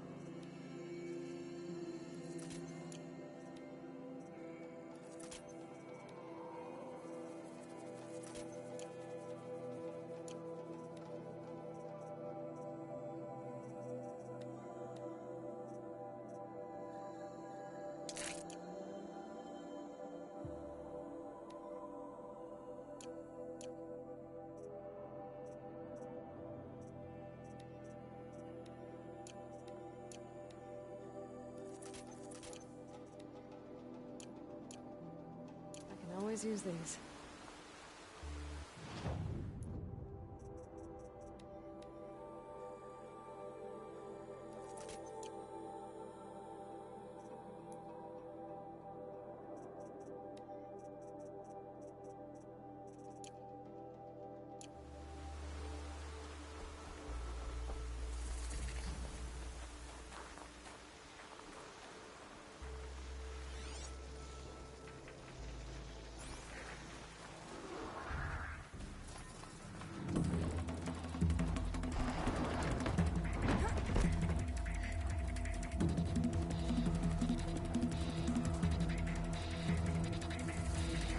I thought... Eclipse.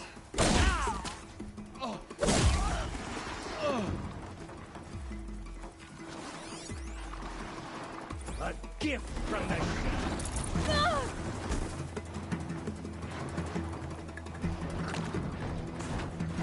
Shadow take you!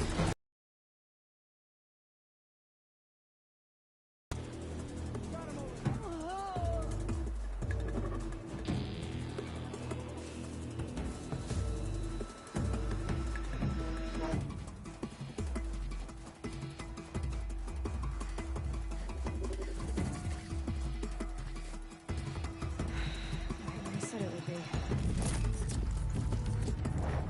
Not a bad selection. I'll put those to use. Why are you doing this? Because I want you to succeed. Good hunting. We'll talk later. Wait!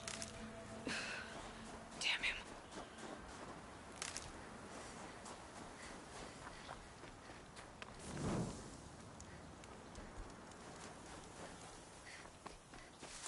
I think I'm in the clear.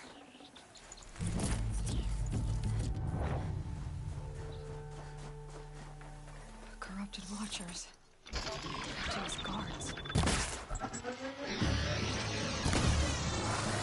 The Eclipse and corrupted machines. Cooperating. One happy family.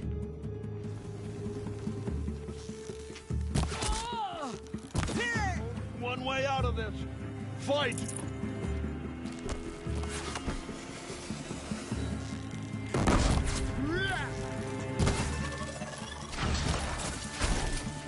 Night comes!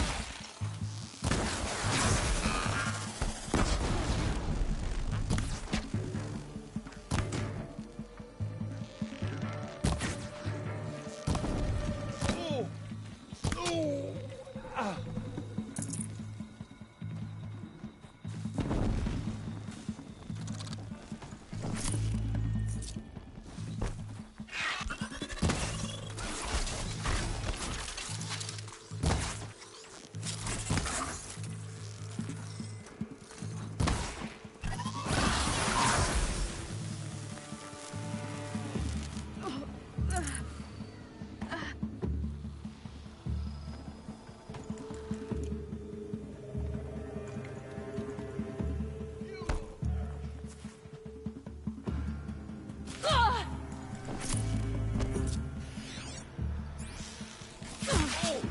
Farewell, fool.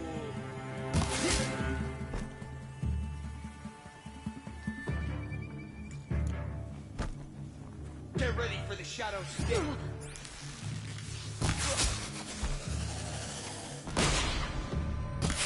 Don't give up yet.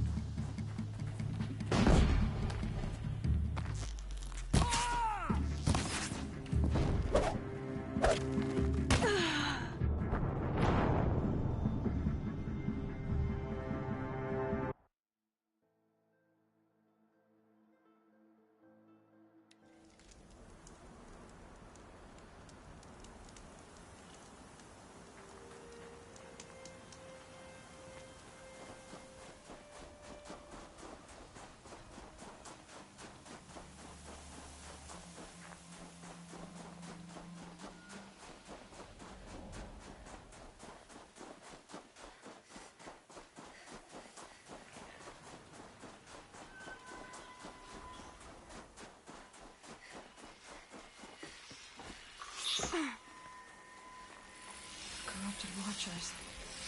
Acting as guards. The Eclipse and corrupted machines. Cooperating. One happy family.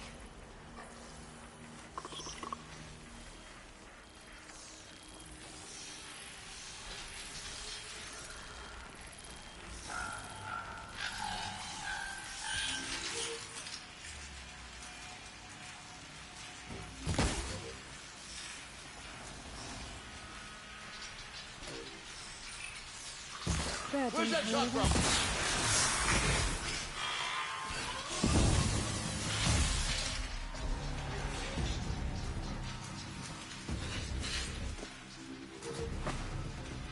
I steal. Yeah. Take them down.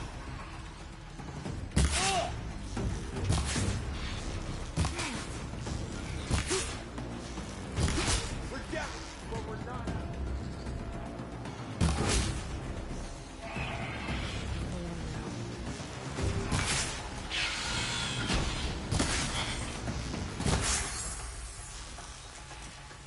See ya.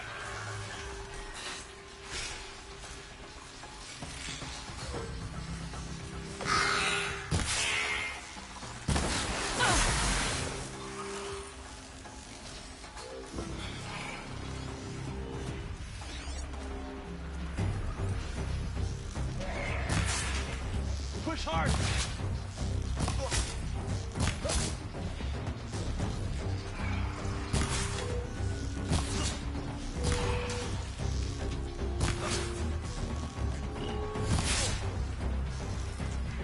For the shadow.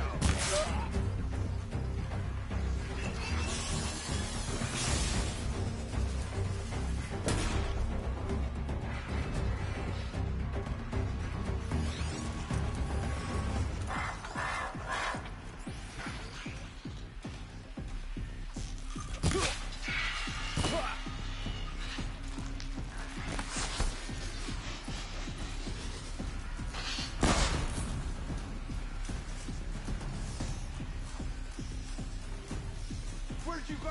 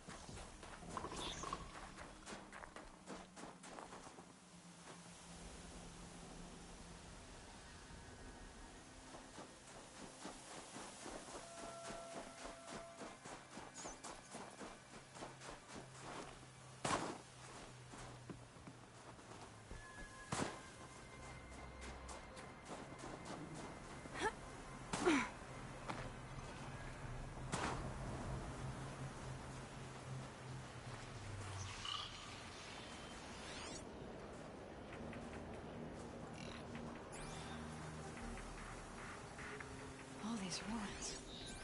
What did the old ones do here?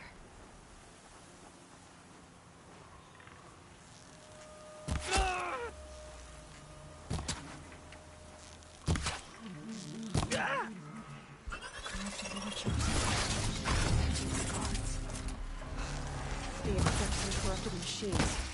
Cooperating. One happy family.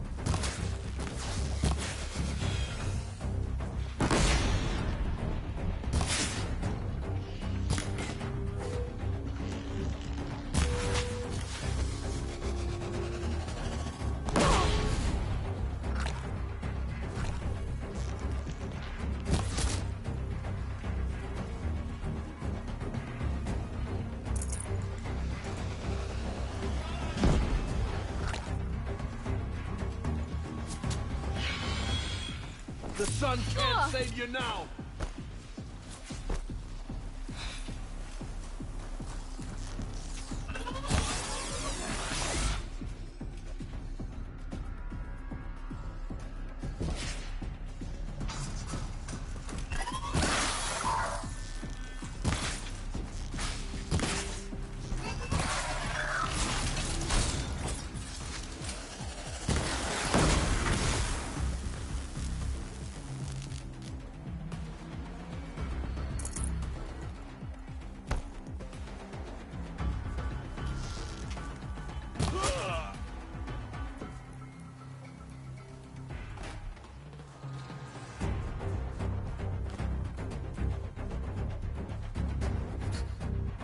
Don't have ammo. The sun can't save you now.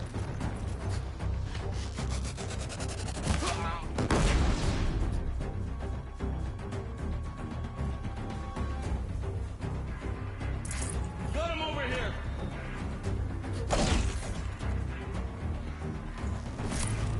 Too high!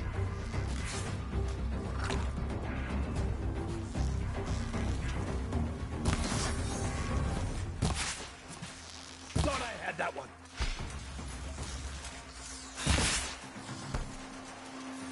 All right. Show no mercy!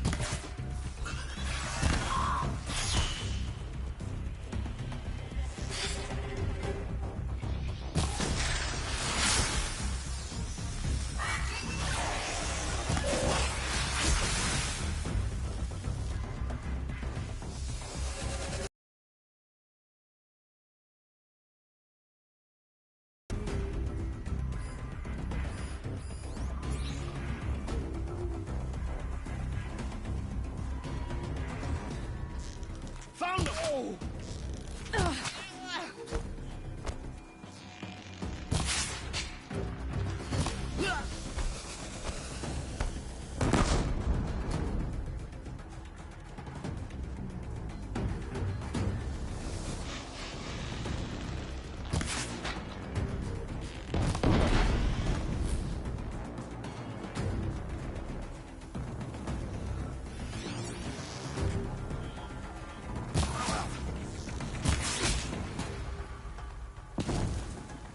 Done!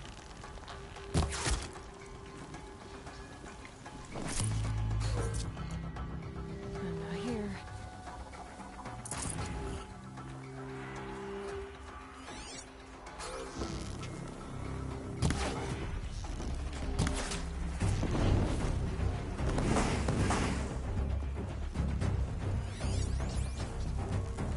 A corruptor.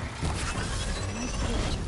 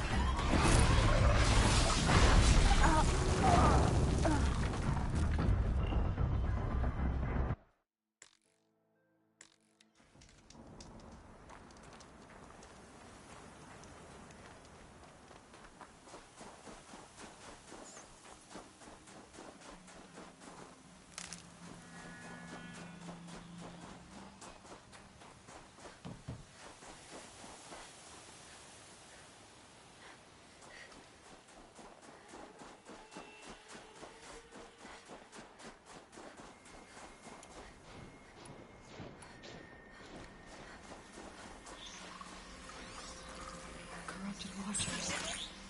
Acting as guards. The Eclipse and corrupted machines. Cooperating. One happy family.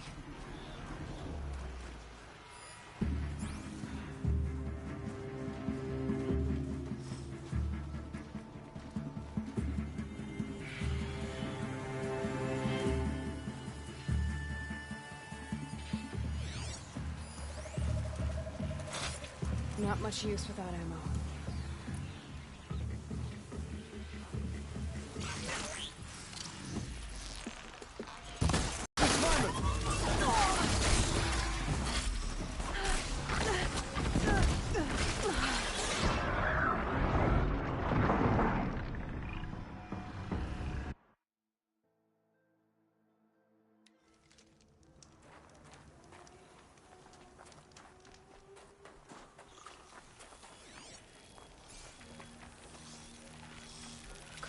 Watchers.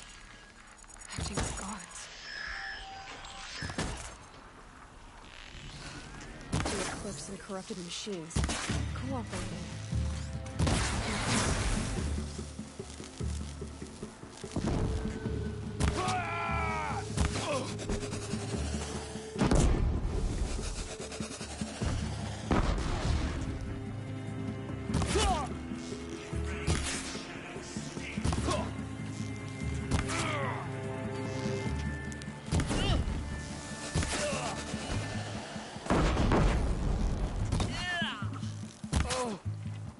Your end has come.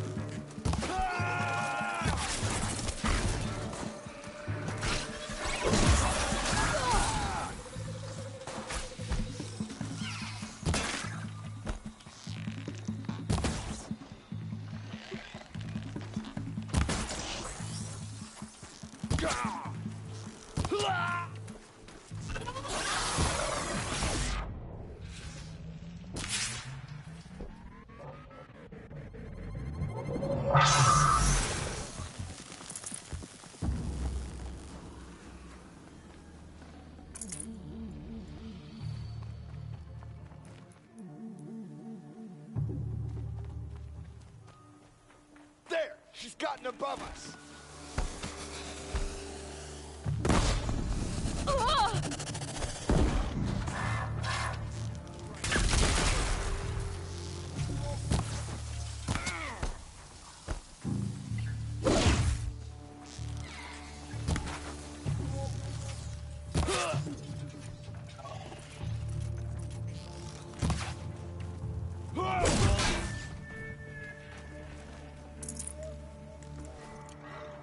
You can see them. They can't see you.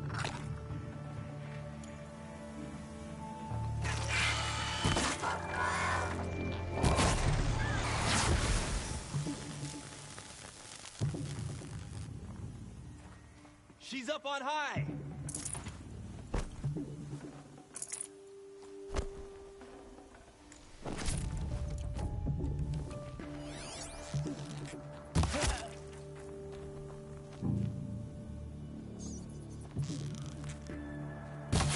declined to catch her.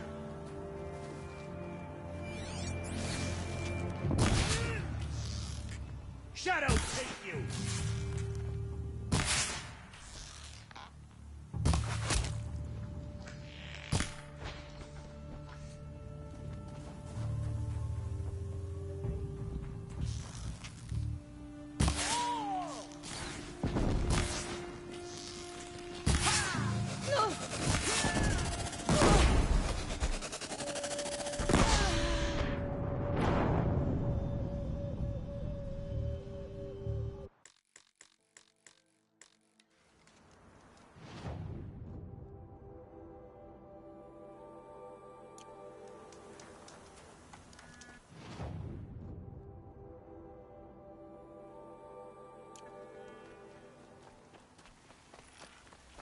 Corrupted watchers. Acting as gods. The eclipse of corrupted machines. Cooperate. One happy face.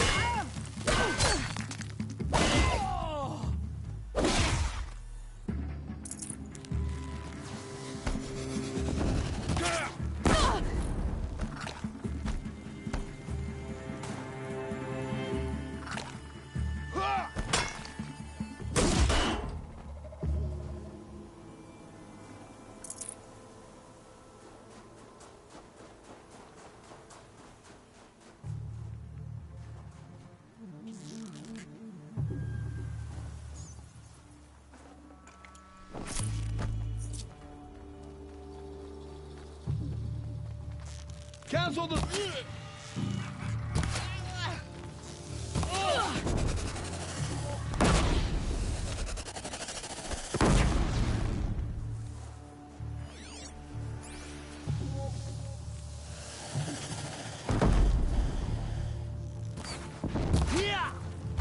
Let the shadow go.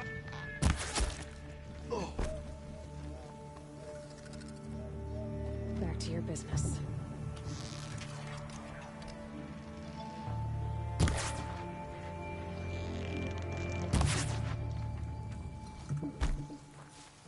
Fall before the shadow.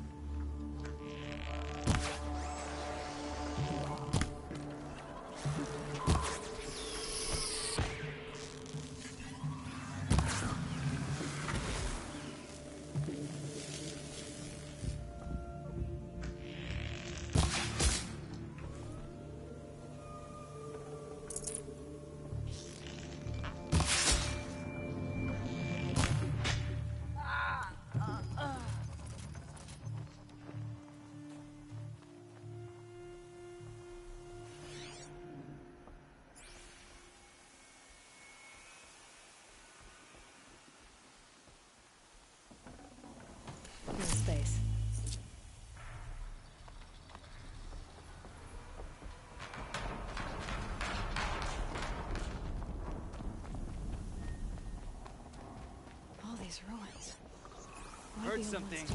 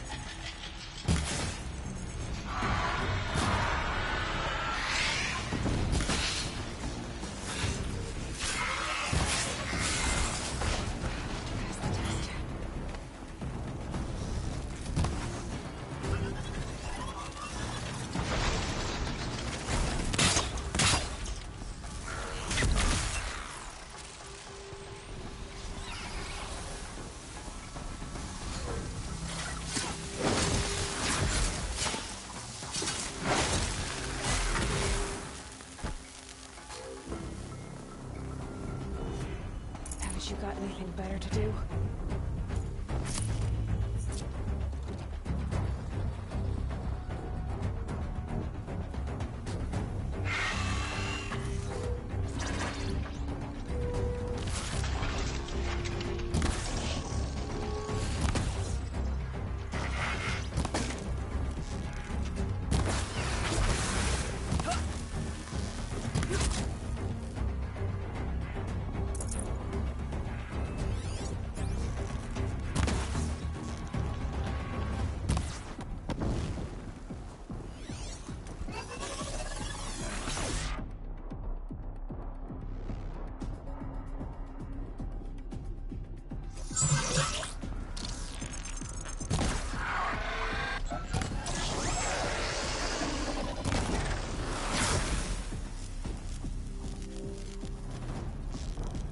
He's up on high.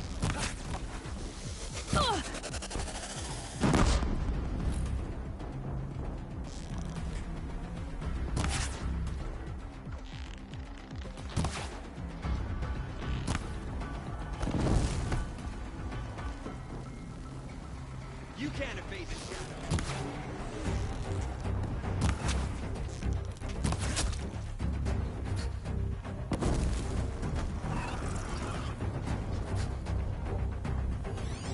Interrupter. That might prove a challenge.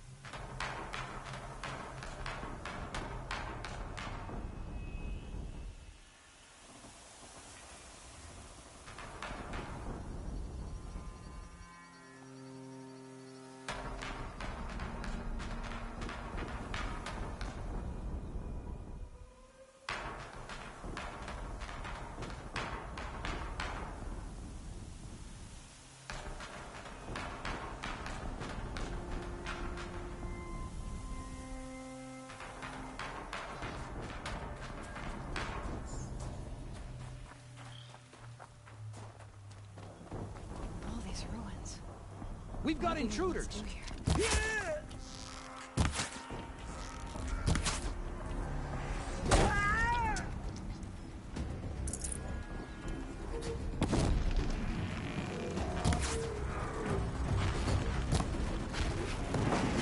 Interrupter. Might prove a challenge.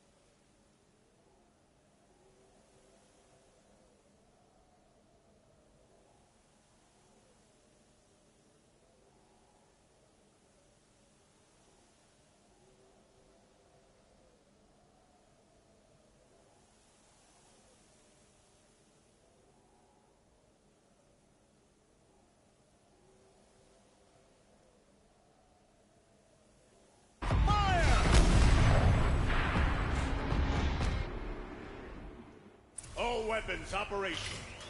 Time to get it moving, and be quick about it. No daydreaming. Soon this demon will be up and running.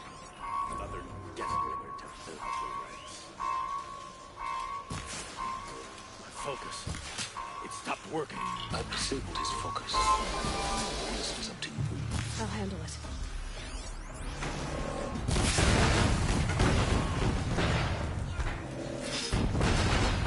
Steam's blasting out. I wonder if there's a weak points.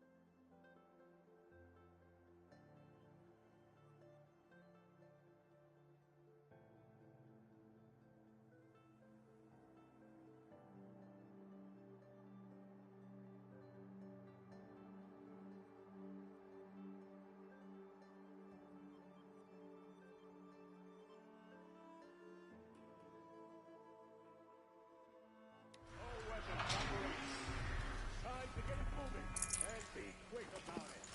No shit.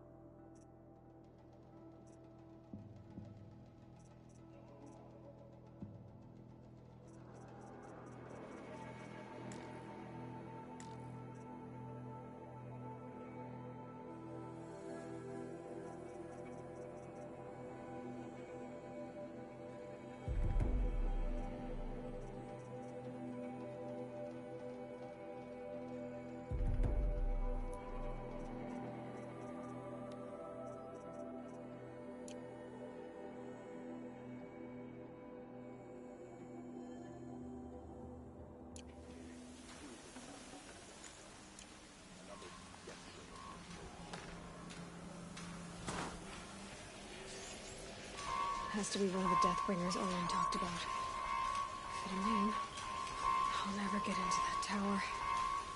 Unless I destroy that thing first.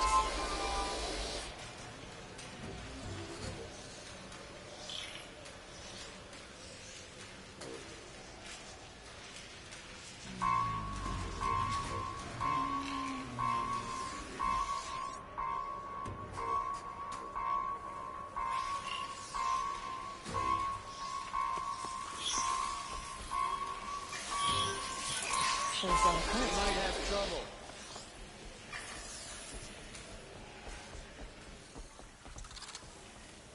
Come on, brothers. Let's get her. It stopped working. I've disabled his focus. I'll handle it. No!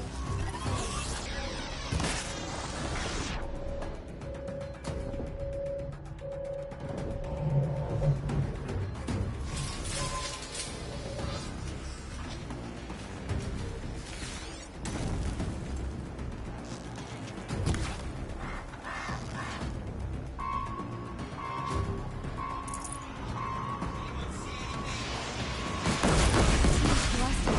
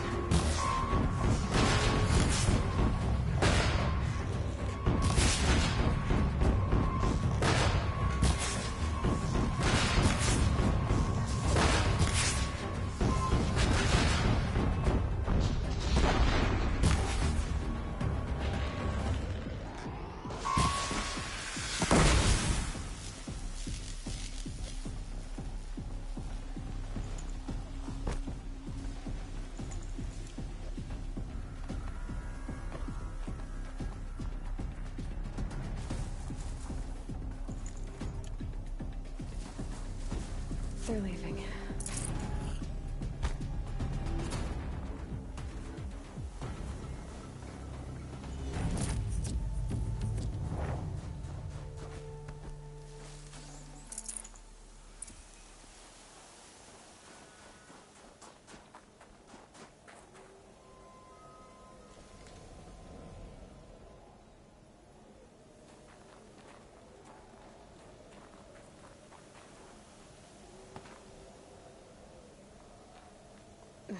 Snow chill itches.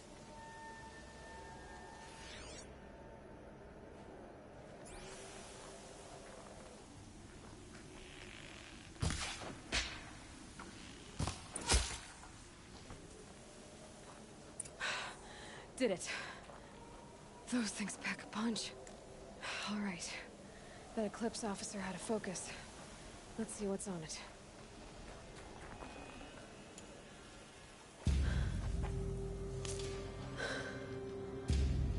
Let's see what you have to say.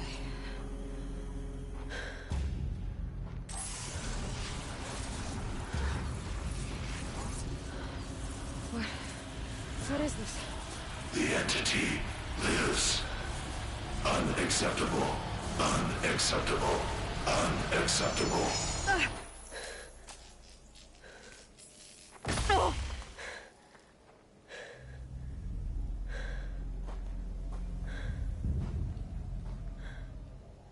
What the hell was that?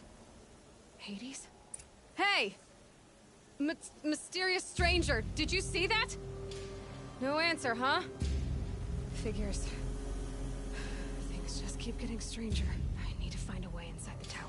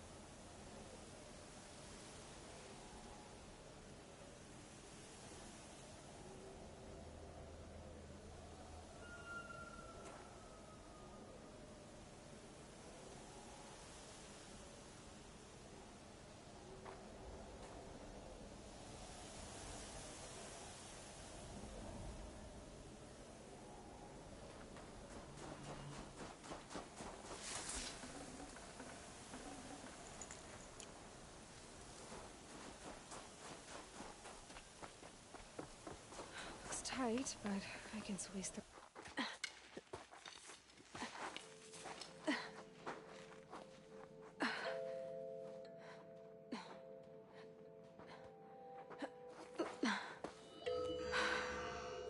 Hold for identity scan. One of these again.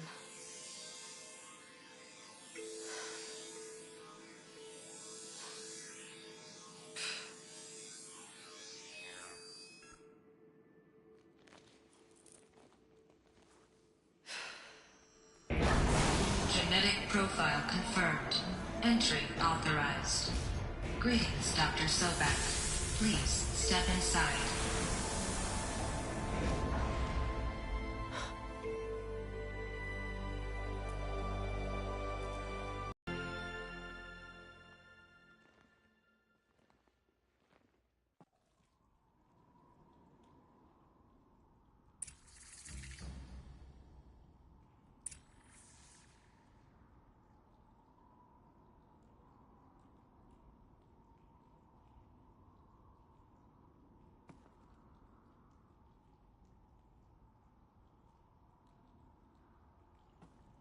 Dr. Sobek, you are 355,510 days overdue for your meeting with Mr. Farrell.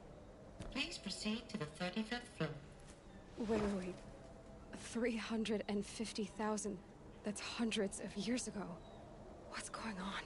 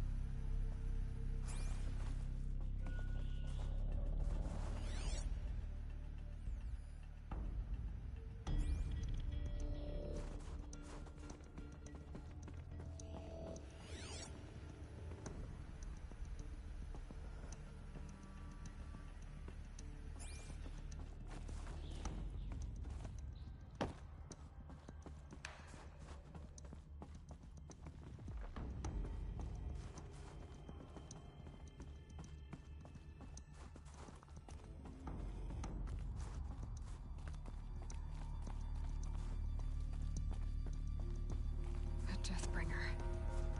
Or a statue of one, anyway. A machine built to kill. And they... What was this place?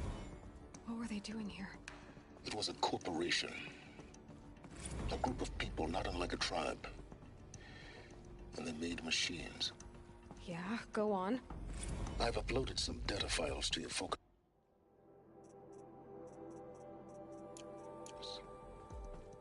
They'll help you understand.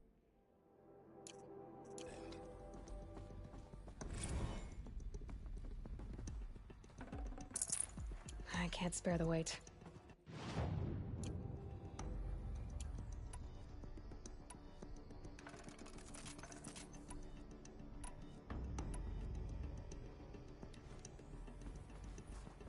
The air.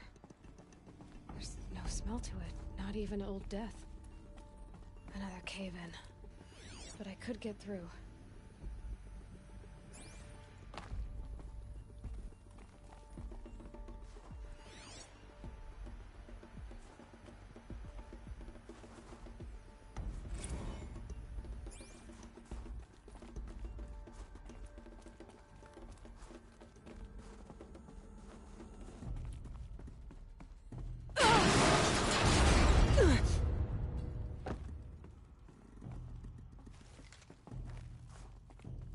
Looks like I can climb here.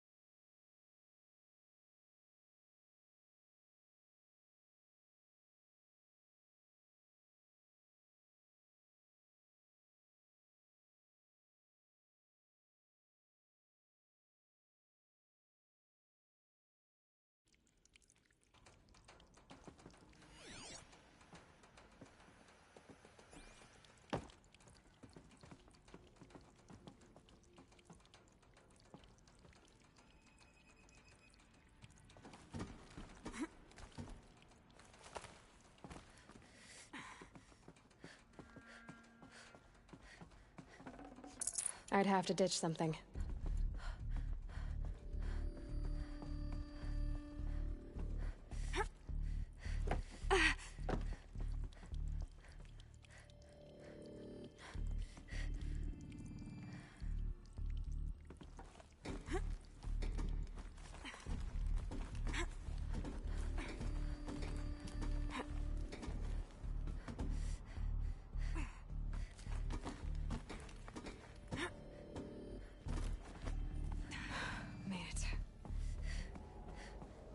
Looks like the way up.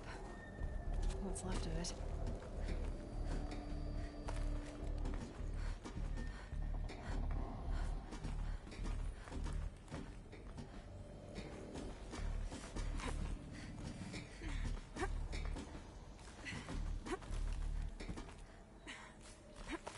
Gonna be a long way up. Frozen metal most of the way. Not making this easy, Dr. Sobek.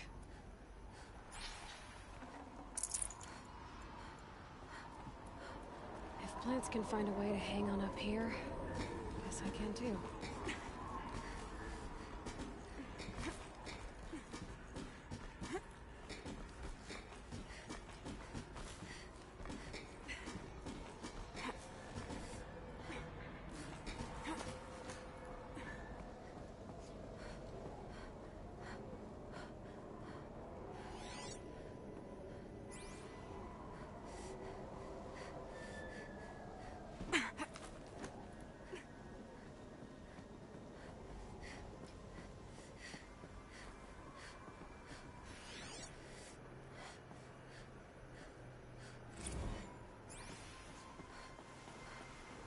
First comes cold, then the snowfall.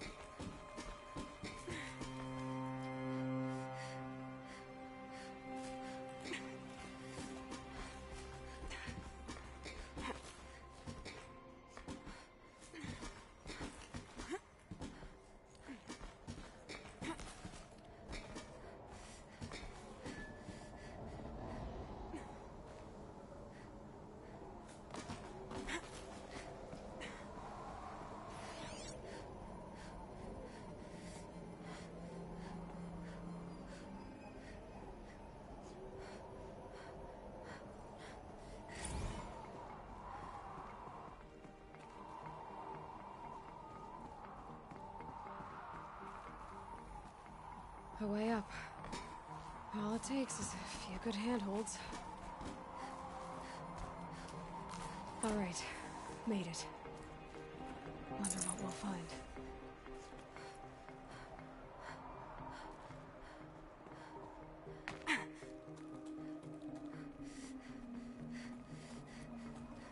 All data has been erased from this device. Do you wish to deploy Alpha privileges to recover purged data? Oh yes, I believe I do. A file has been recovered.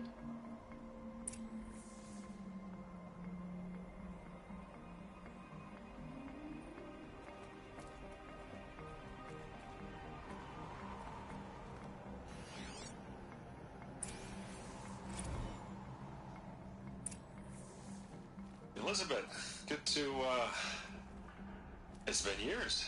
Where's your legal team, Ted? No need. I dropped all 18 lawsuits the moment you landed.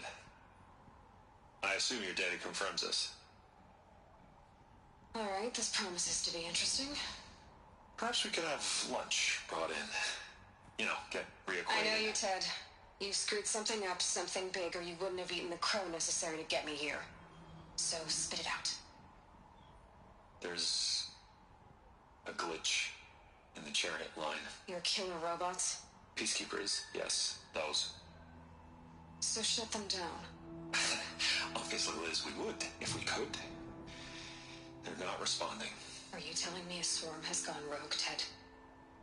It's worse than that. Show me the data then. And I'll take that lunch. Alone. Ted Faro brought Elizabeth Sobek here, but they hated each other. Another file has been recovered.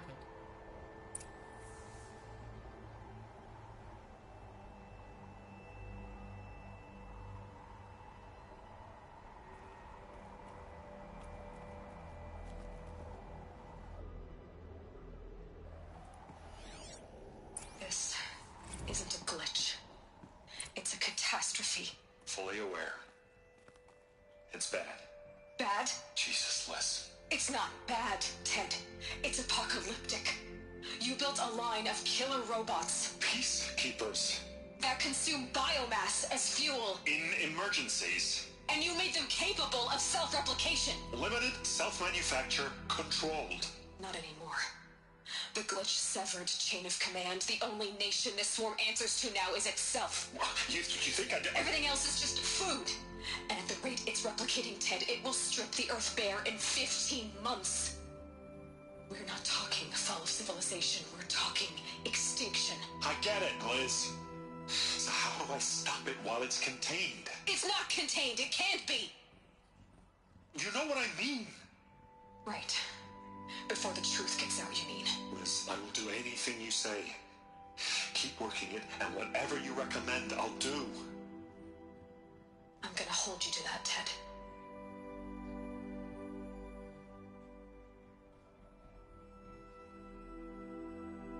The Faro robots threatened all life on Earth, but somehow she defeated them. The world of the old ones fell, but life went on, or we wouldn't be here. A final file has been recovered.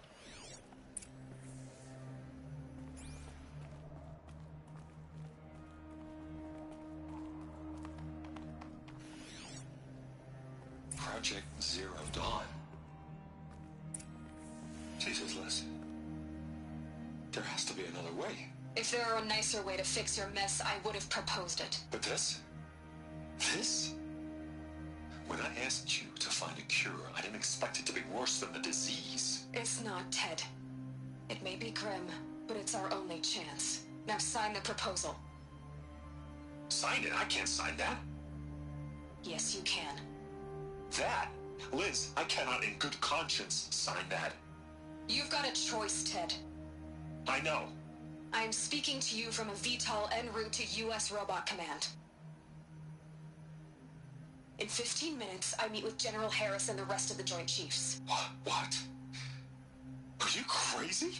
Now your choice is what I tell them. Sign, and I'll tell them the wealthiest corporation on Earth has guaranteed the funds necessary to build Zero Dawn.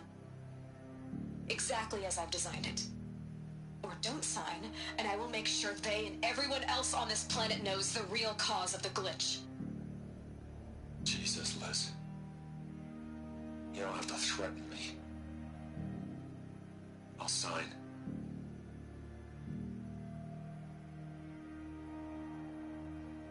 Look on the bright side, Ted. From here on out, you get to do what you've always been good at. Footing the bill while others get their hands dirty. God forgive me.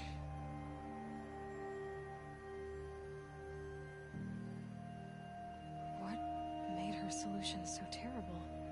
What did she do to stop the robots? Executive access detected. Express lift opened.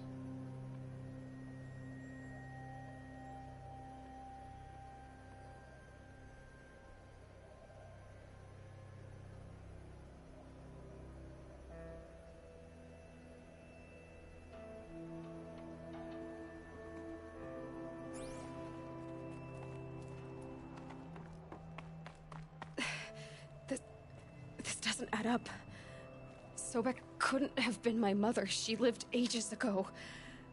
All this searching, and I'm still no closer. That's your reaction to everything you've just learned? To whine like a spoiled child?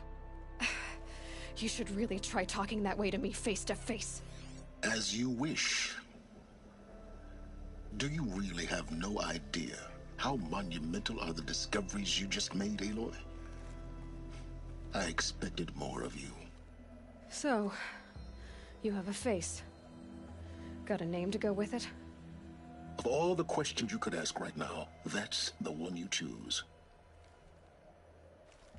I've spent decades searching the ruins of the old ones, trying to solve the mystery of what happened to them. For years, I've suspected that feral robots destroyed their civilization, but I could never confirm it. And in minutes, you uncover more ancient knowledge than I have in a lifetime, and what you want to know is my name. Silence. That's my name. Now, why don't you try asking another question? Something less trivial.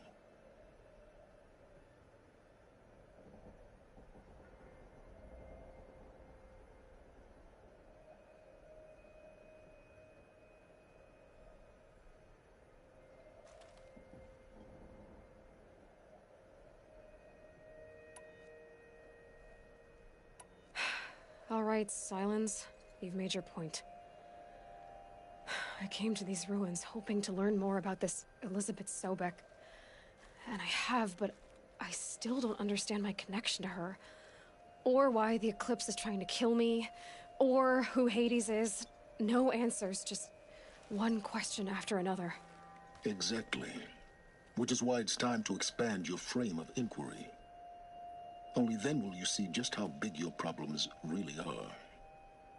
What exactly are you talking about? You've chased a personal riddle into a crowd of larger mysteries.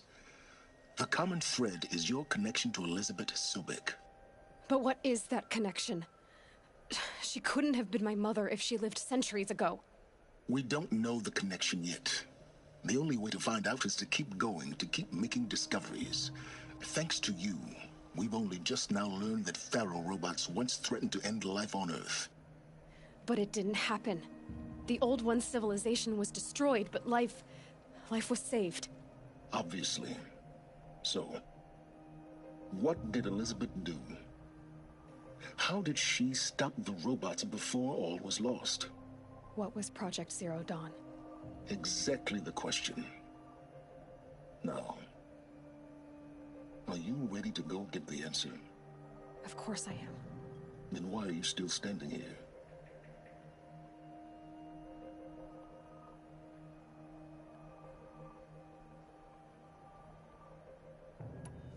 Not so fast, Silence. You've got some explaining to do. I've told you quite enough. If you still got questions, be quick about it and stop wasting my time.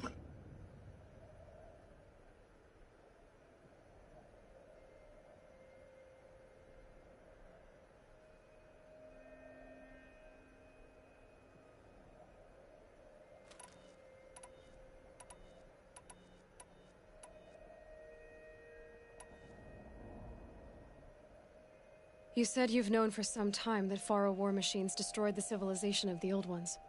The evidence pointed that way. But until now, I never knew the full scope of their danger.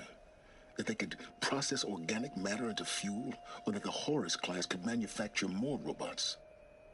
Like a cauldron on legs. But the robots we've seen so far, the Corruptors and Deathbringers, they don't do those things. Not yet, anyway. So far, we haven't encountered any that are undamaged.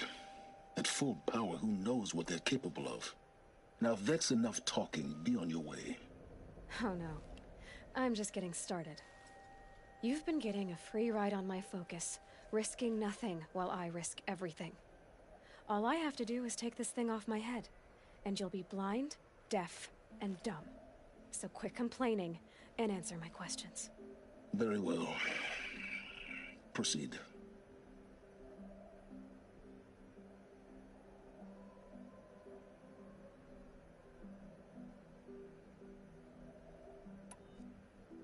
You've been using my focus to spy on me.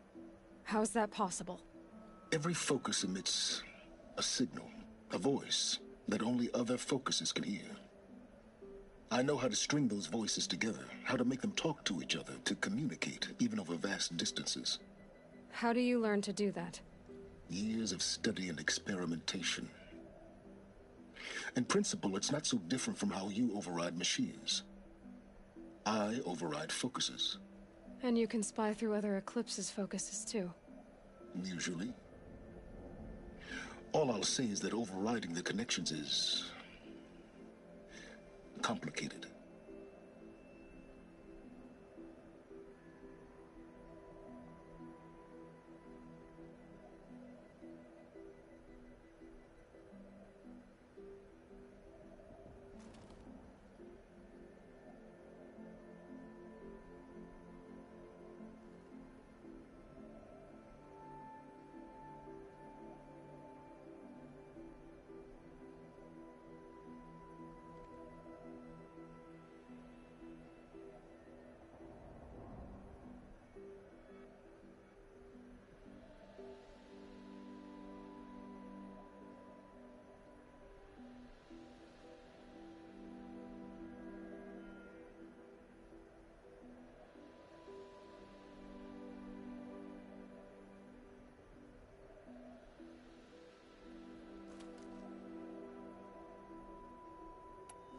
So far as I can tell, that...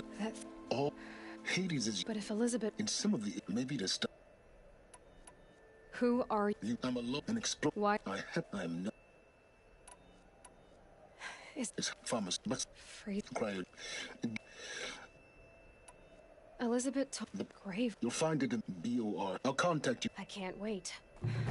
Someday we'll meet in person, and your manners had better be improved. Well, getting down will be a lot faster than getting up here, at least. U.S. robot plan next. Telling the secrets of Zero Dawn.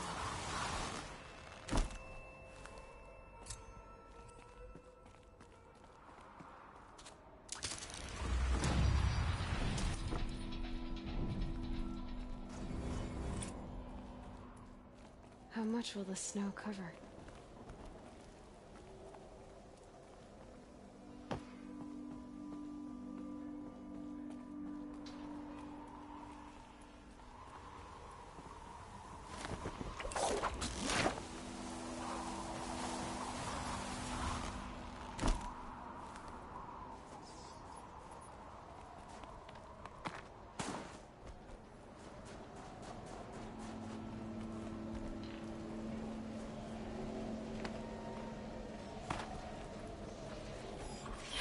Goodbye, quiet approach.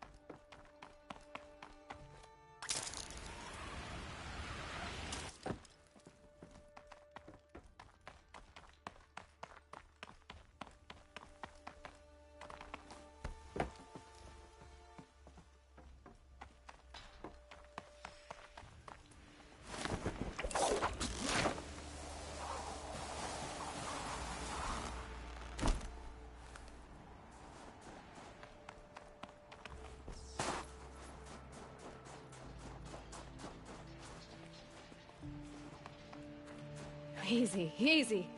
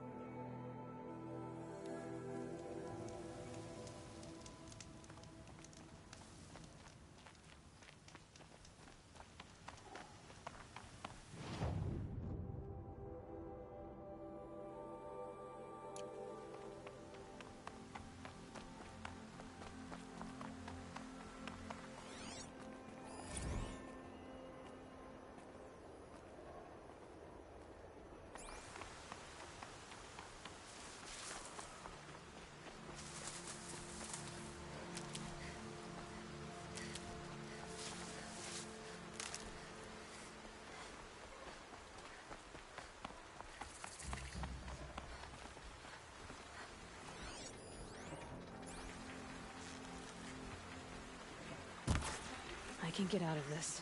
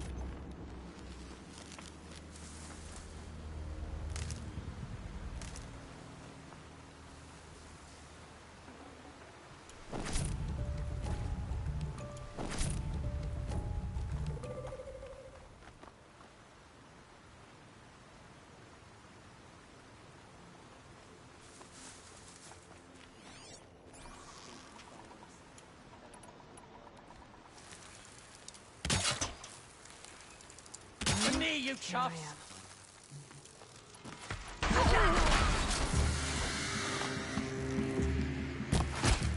Make it hurt!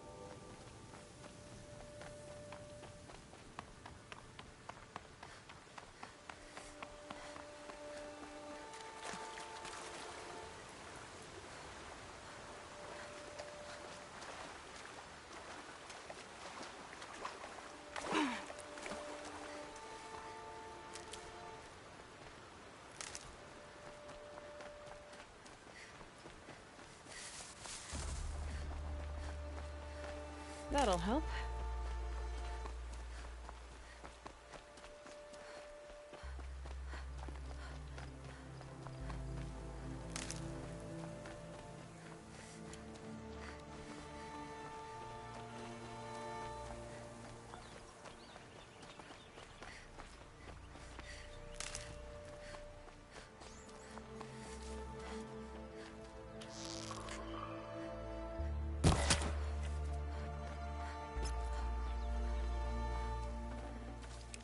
Full already.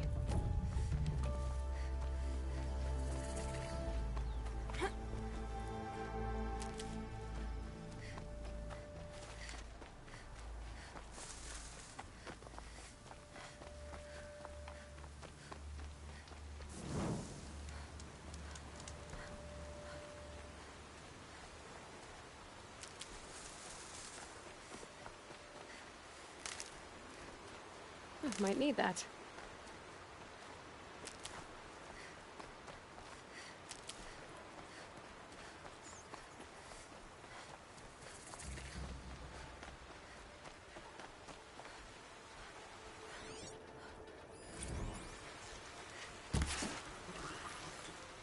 I can still get the upper hand.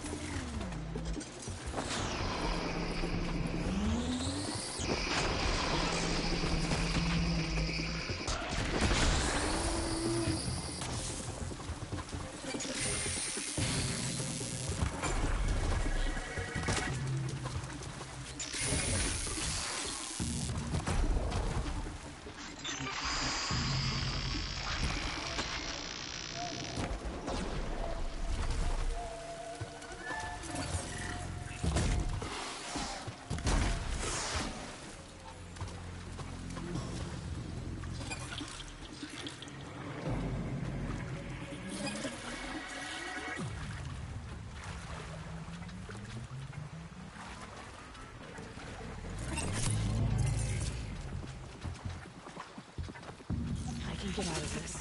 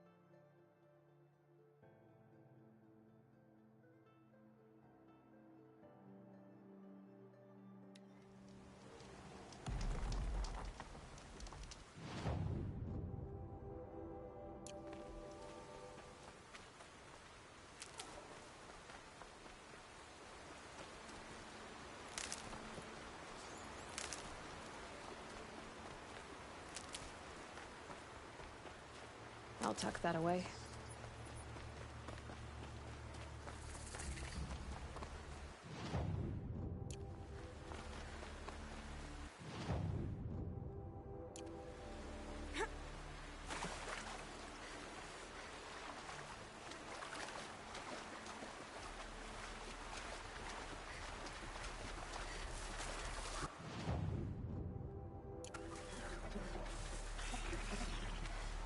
These are helpful.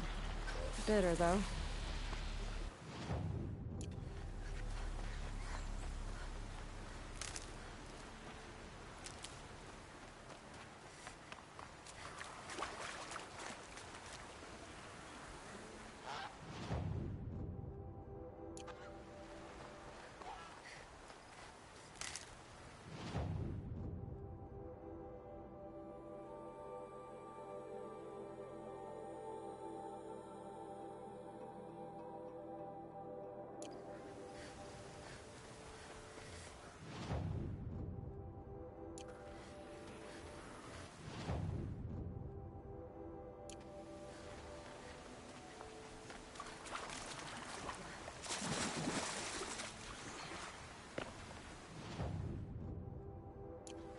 Here they come.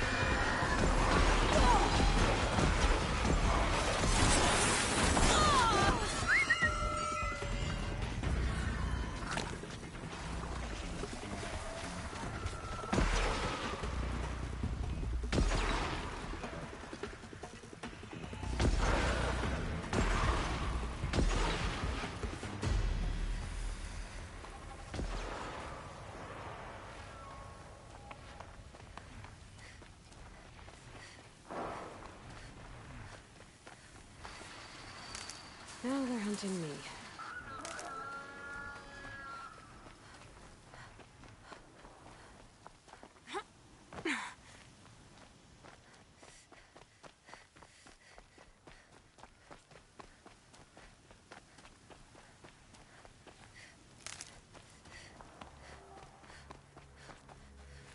This'll help.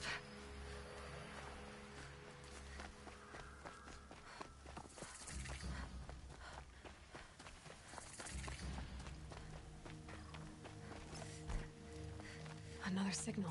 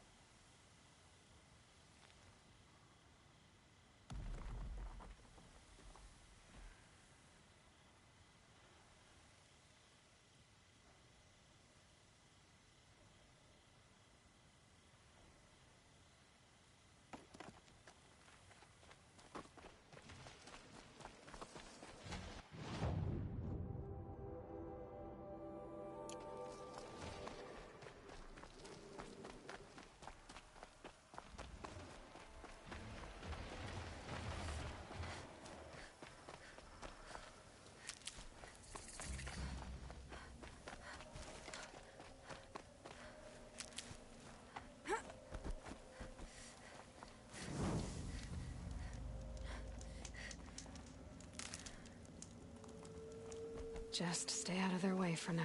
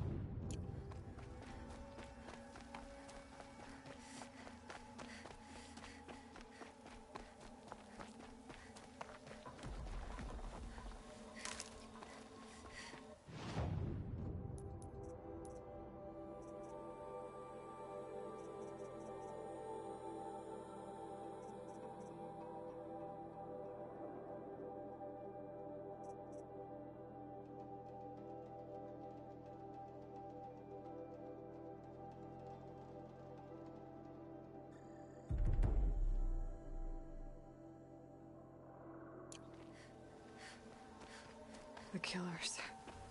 What are they doing here? I must be closing in on the signal.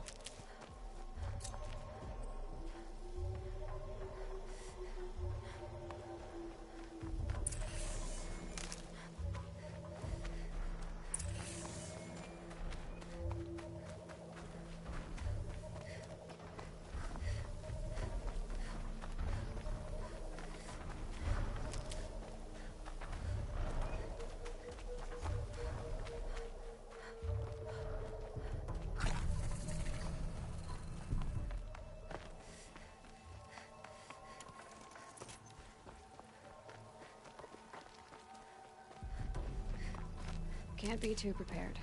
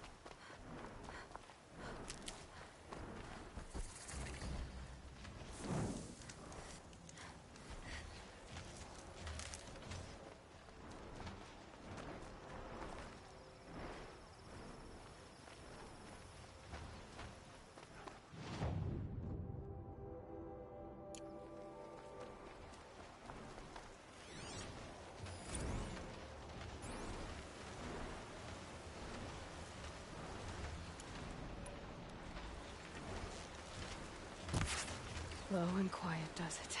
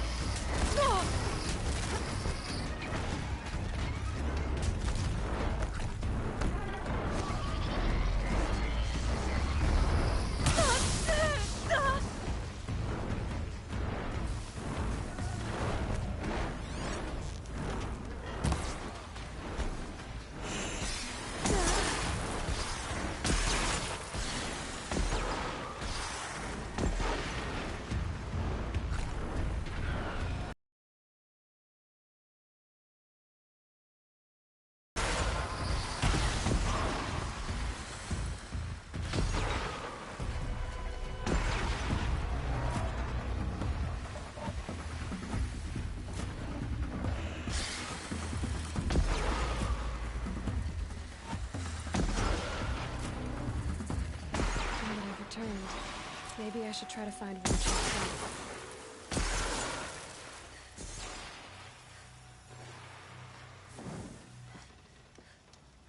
Well met.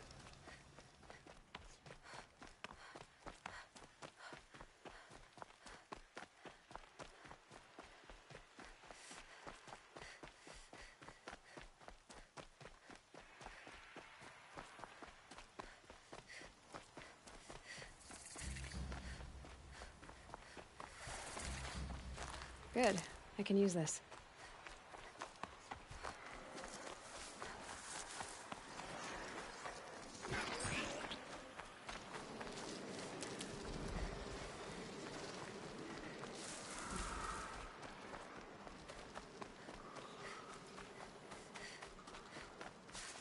Stocking up.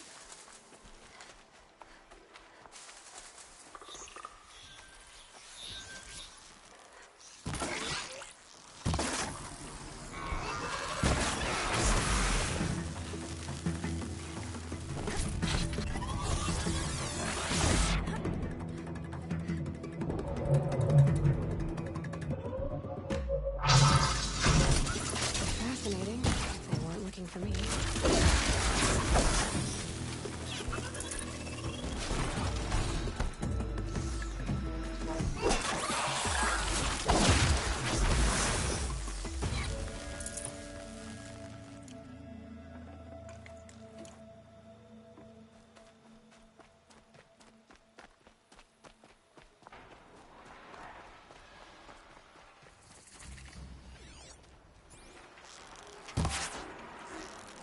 Let's make this quick.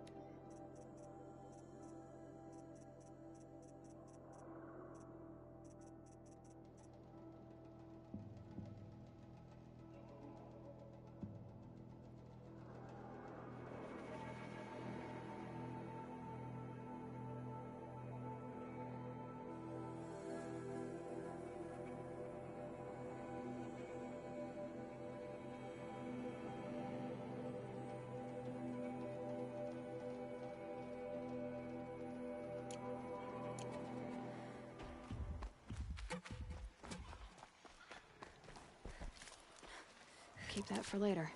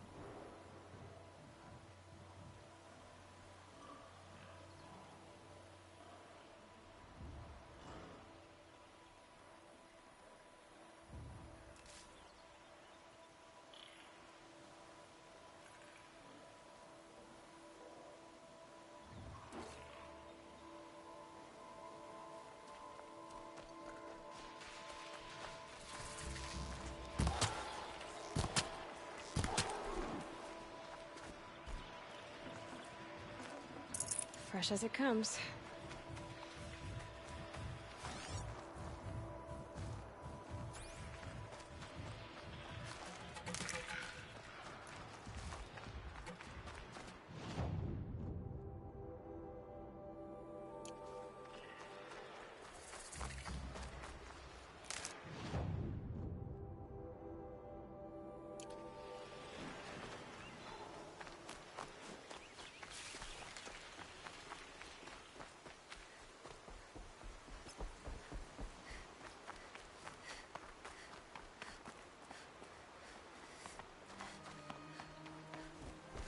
They're angry.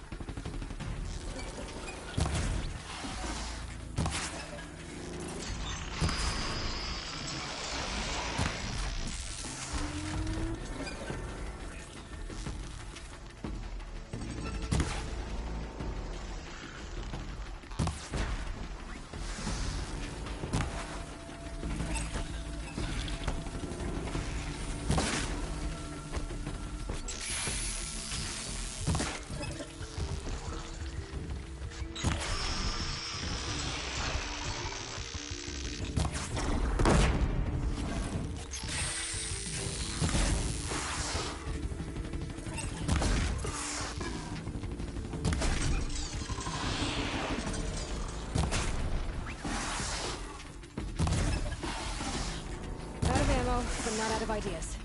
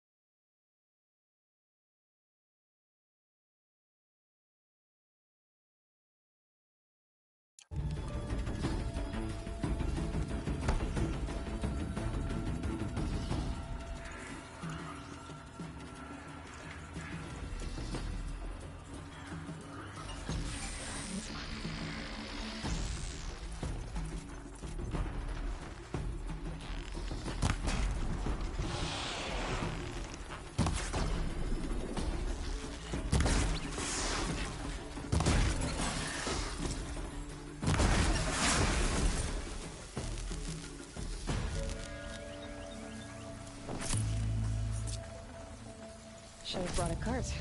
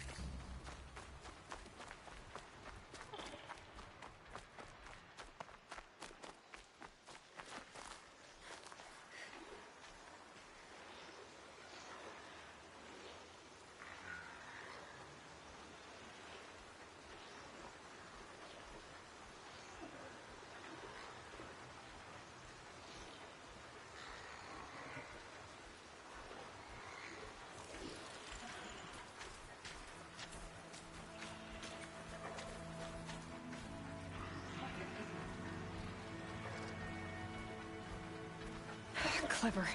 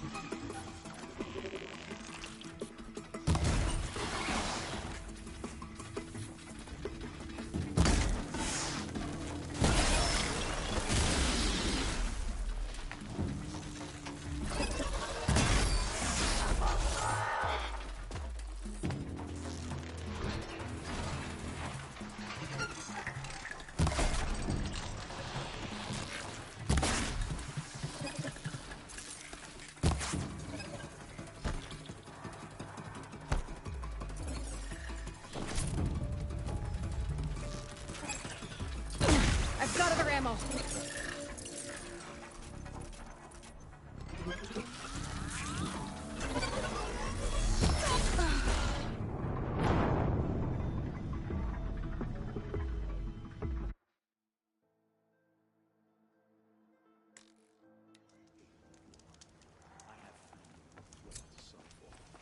I hope that...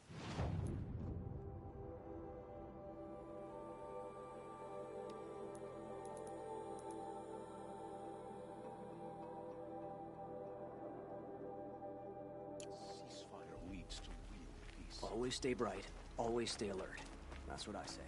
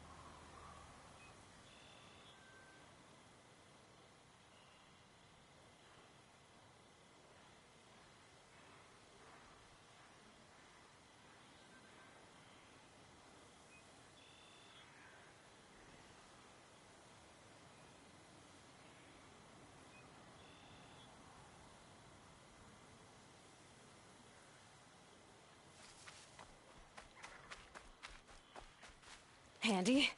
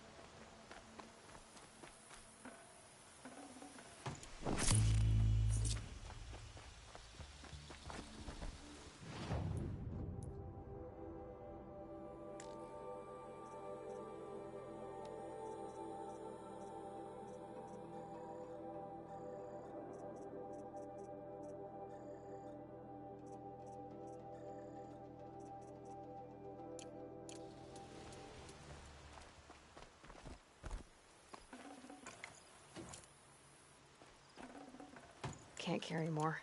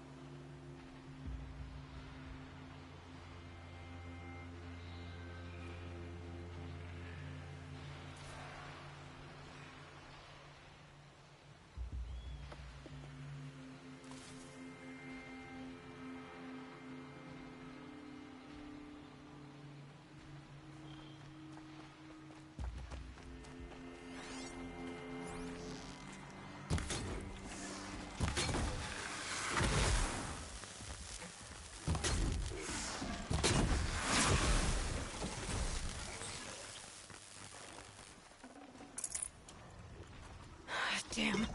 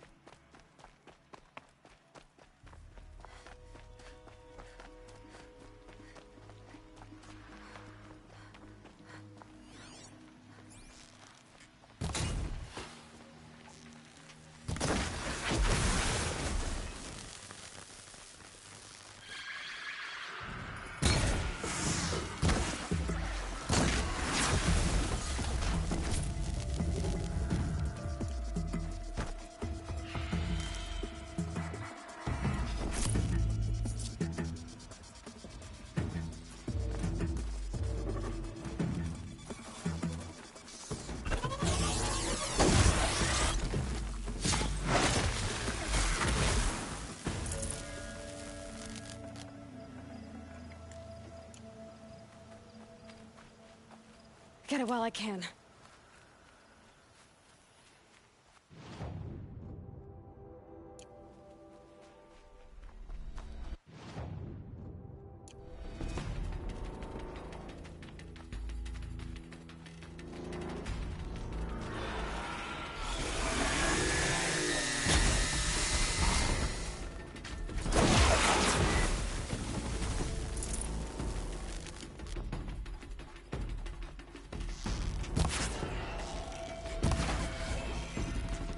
No ammo.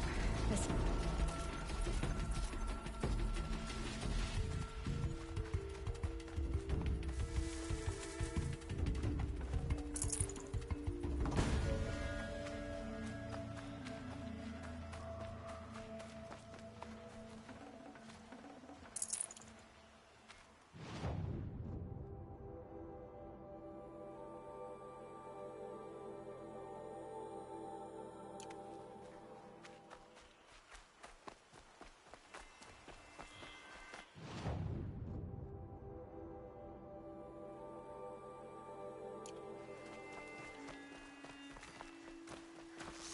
Okay,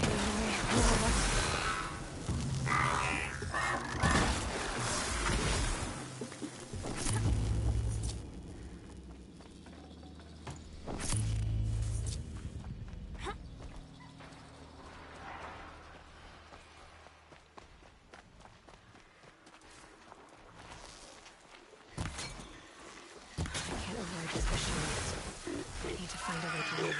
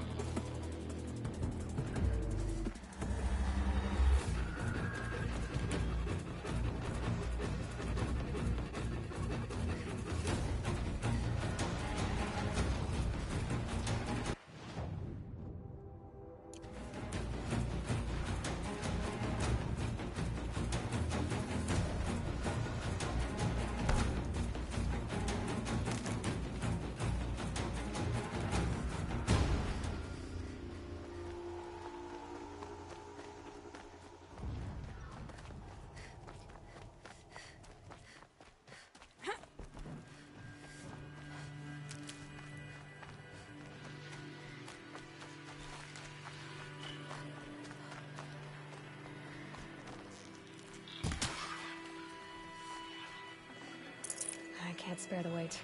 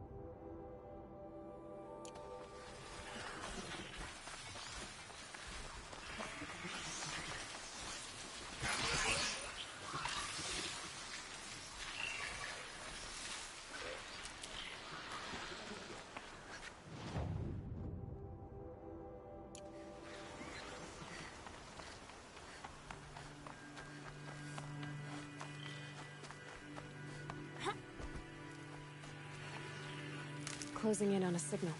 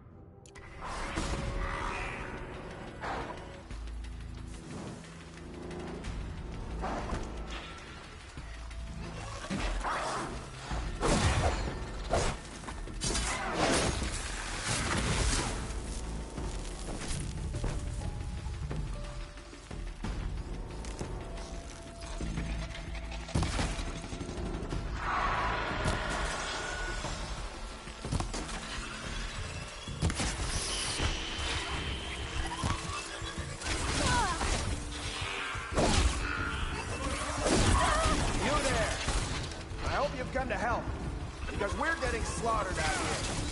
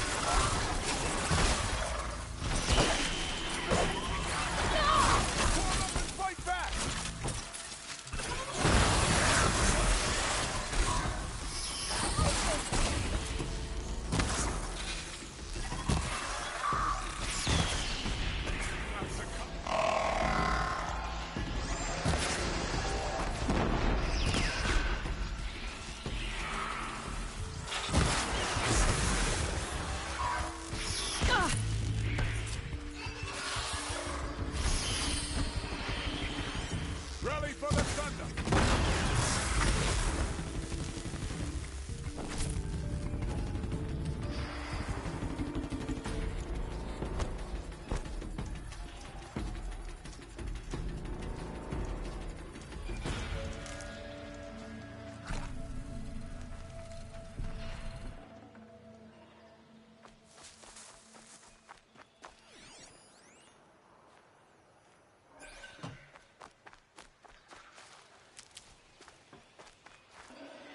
Got too much already.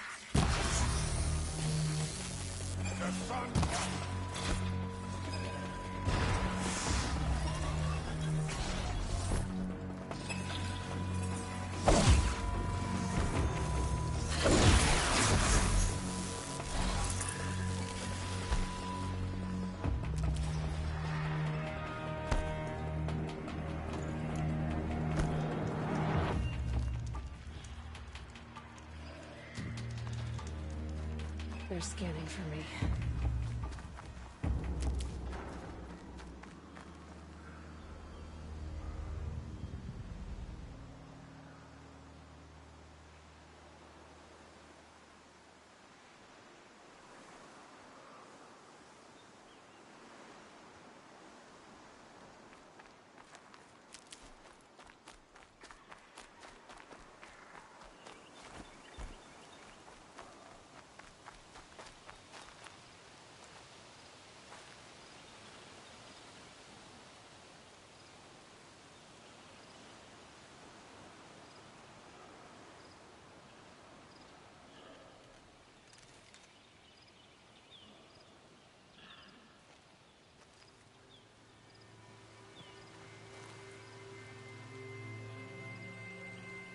It's heavy. World's going white.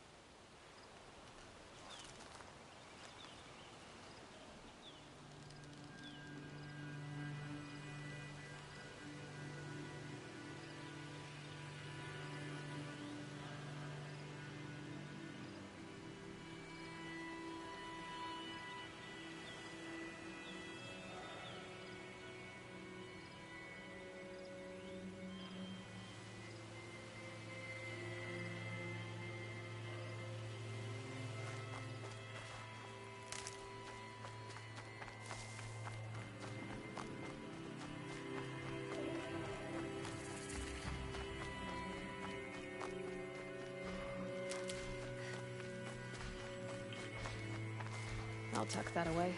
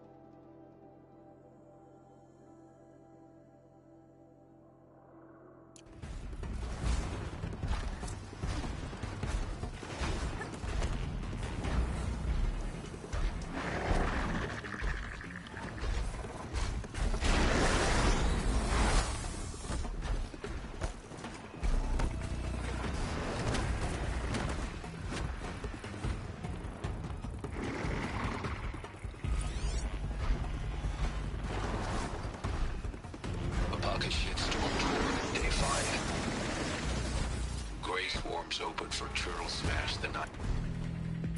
The Pocket Shit Storm Tour, Day 5. The Pocket Shit Storm Tour, Day 5. Grace Warp for Turtle Smash the night. Police report said it anyway. I was 15 years old. I woke in the hospital. Your face was the first thing I saw.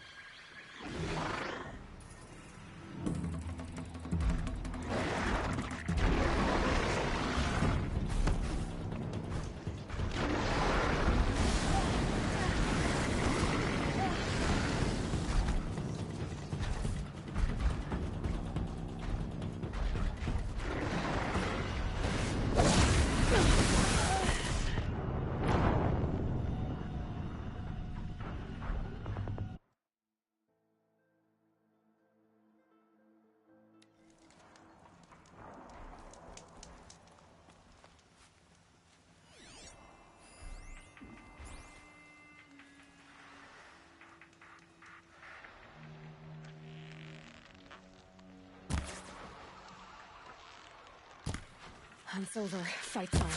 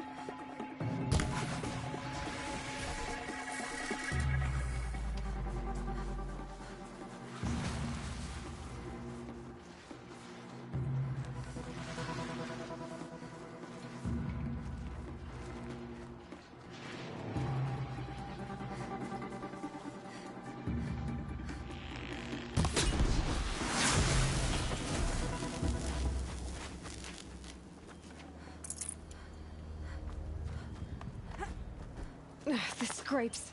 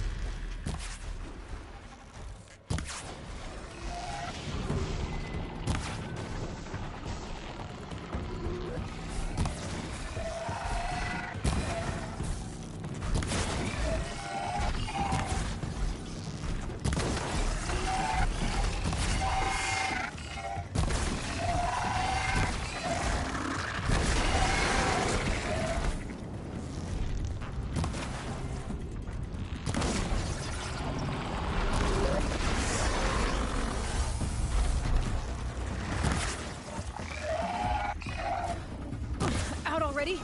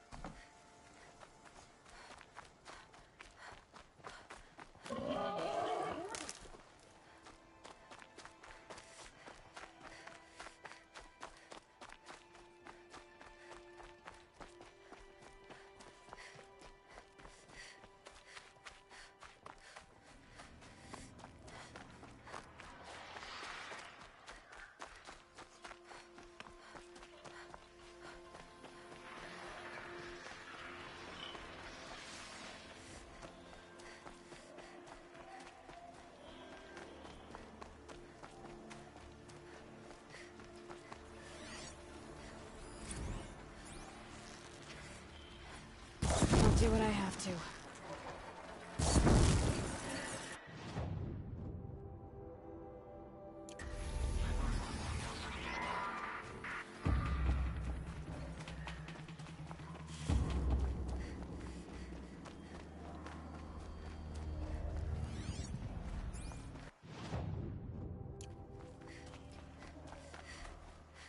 Just stay out of their way for now. Cold as winter steel today.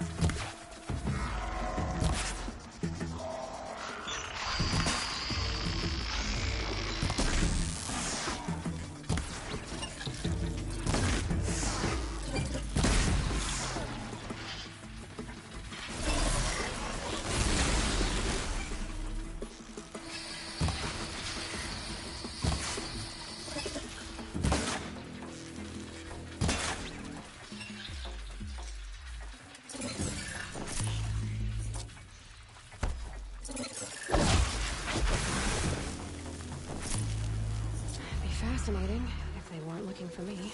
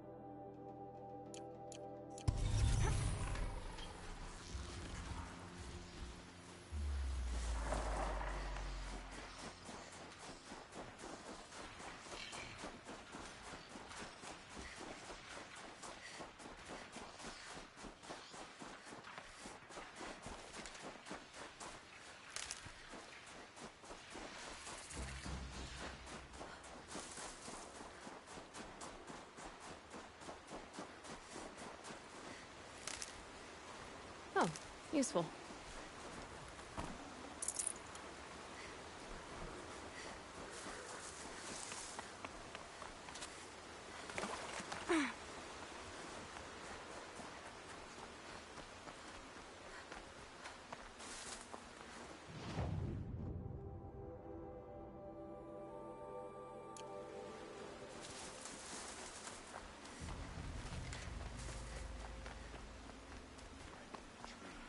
Never saw him coming. What's brave about that? This close! Gonna destroy you!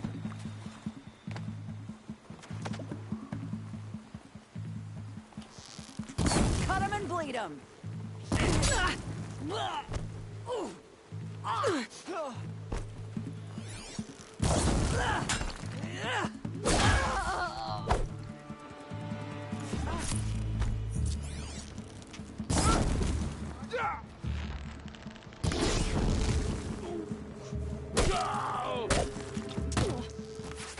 Almost had it!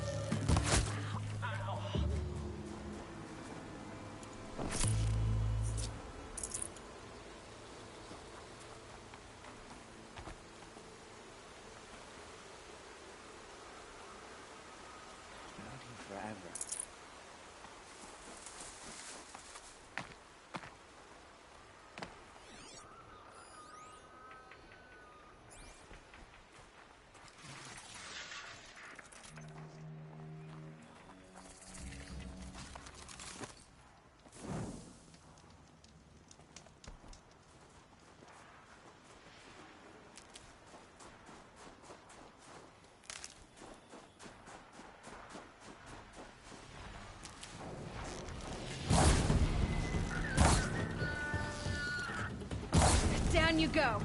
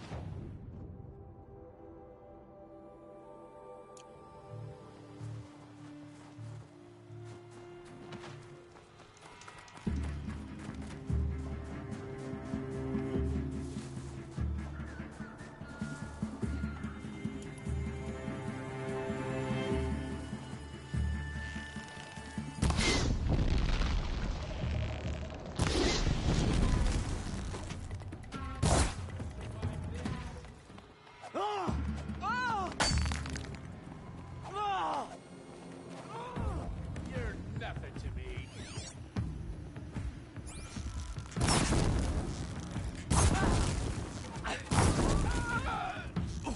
Whoa! I had that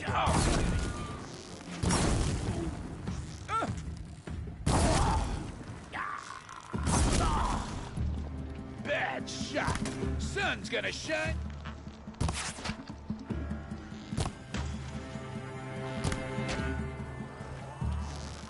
Whoa!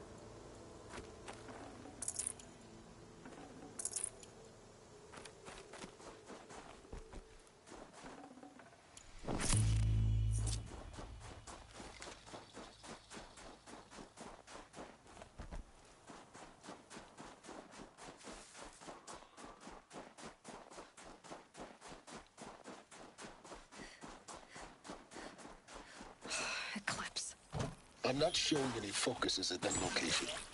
Shouldn't be anything. Carry on. Thanks.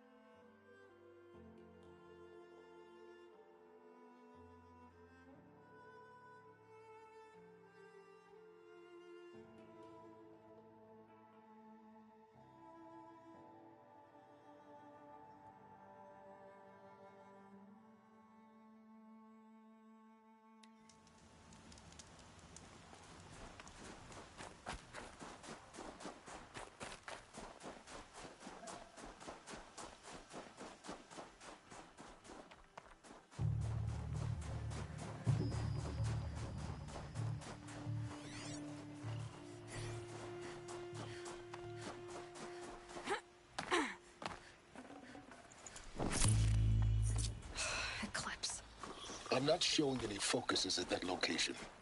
Shouldn't be anything you can't handle on your own. Carry on. Arms!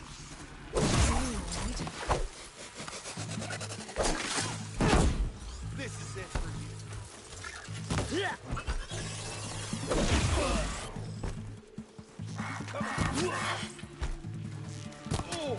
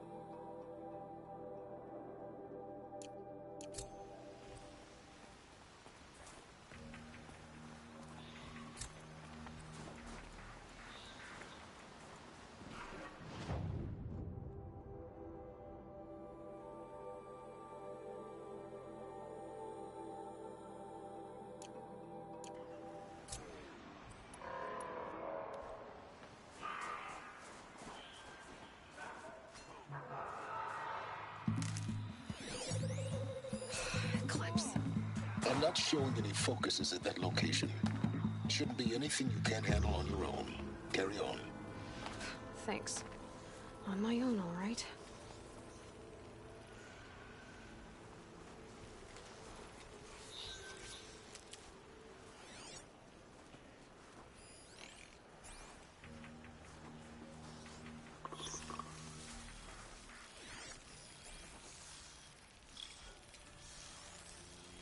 I'm ready.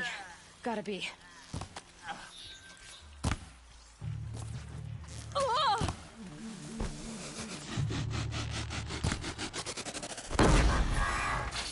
Fear the power of the shadow.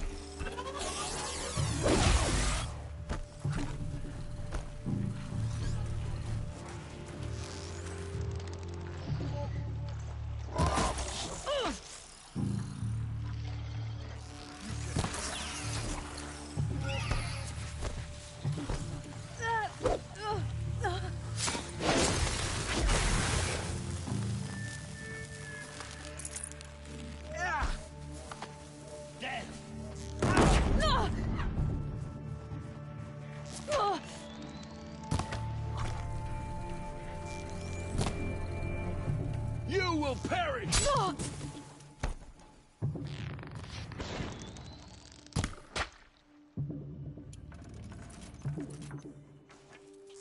Show no mercy!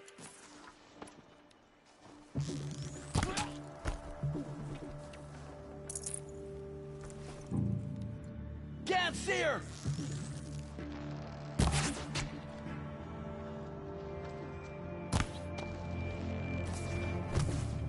Push harder! The shadow demands sacrifice!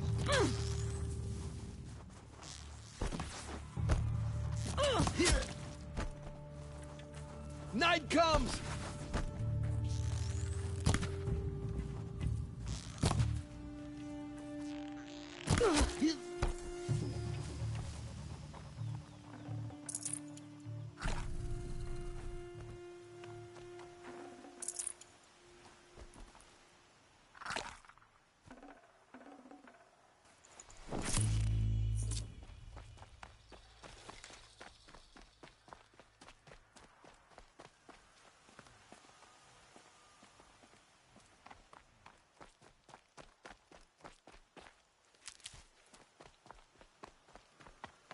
The grave hoard. In the shadow of a metal devil. Great.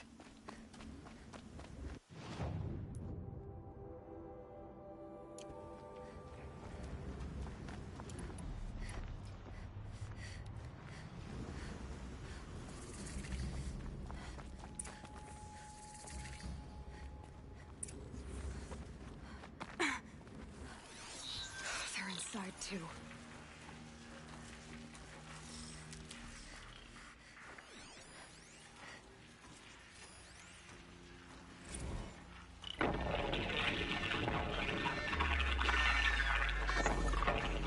Say again, Lieutenant. I got through. Titan is through the defenses. Still on approach.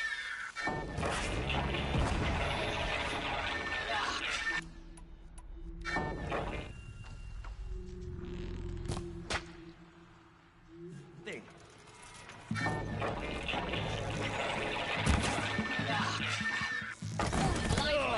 At his best. We've got no mobility in here. It'll punch right through us. We hold the ledge at all costs.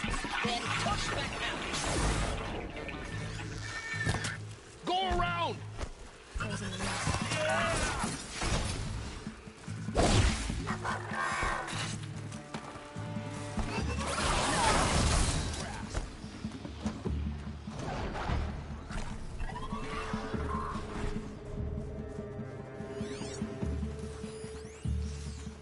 Gotta be around here.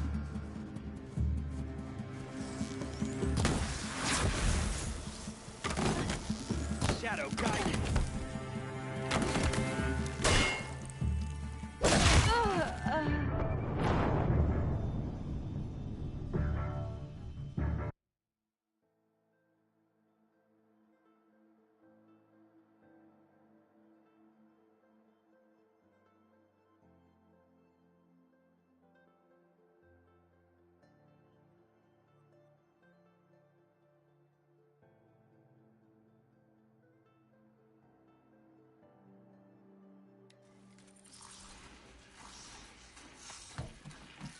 heard something.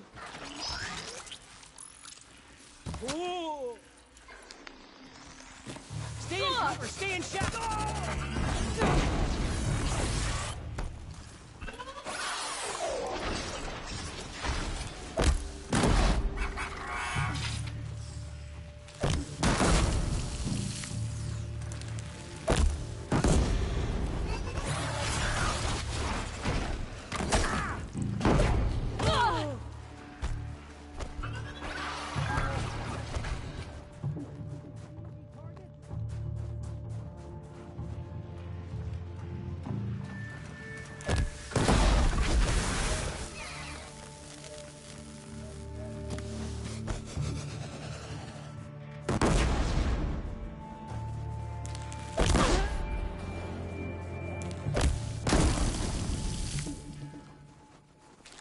You cannot run from righteousness!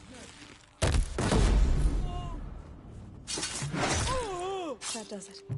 Time to take a look around the room.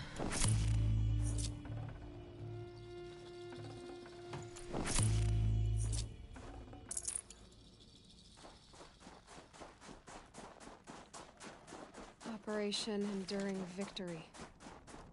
What did that mean? Whatever it was, doesn't seem to have turned out very well. Must have been where the soldiers slept. Like the lodge in Mother's Heart, I guess. Log. Third Battle of California Marine. The swarm came in from the Pacific, and I don't know if it was the local Minutemen or the crazy 15th, but they'd set the garbage patch alight. Man, the sea was on fire. That stuff was... The first wave of bots came in covered in burning sludge.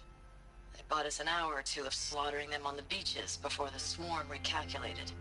We pulled them inland, back through the Kalmar sprawl. Dropped buildings on them, EMP'd the grid.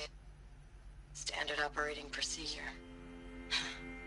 The last time I was in California, I was 5, 6? The light was like that vintage social net filter that was everywhere in the 40s.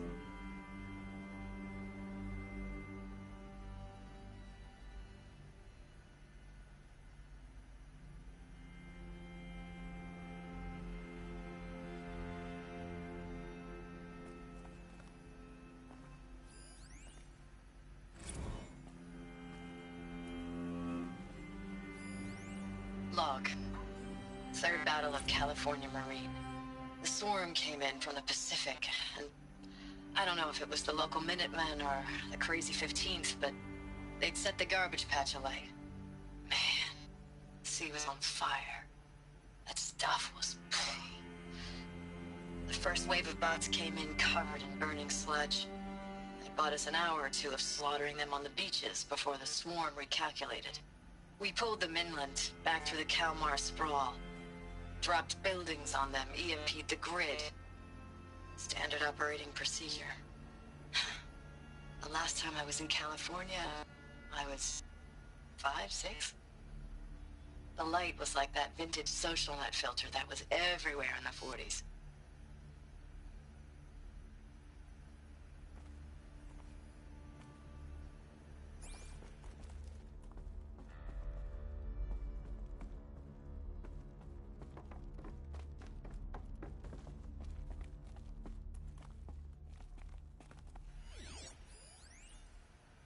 Log.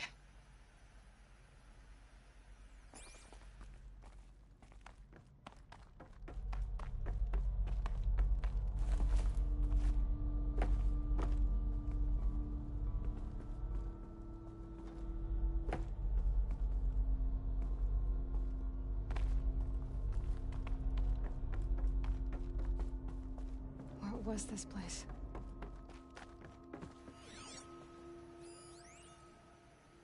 Thanks for the mails, you.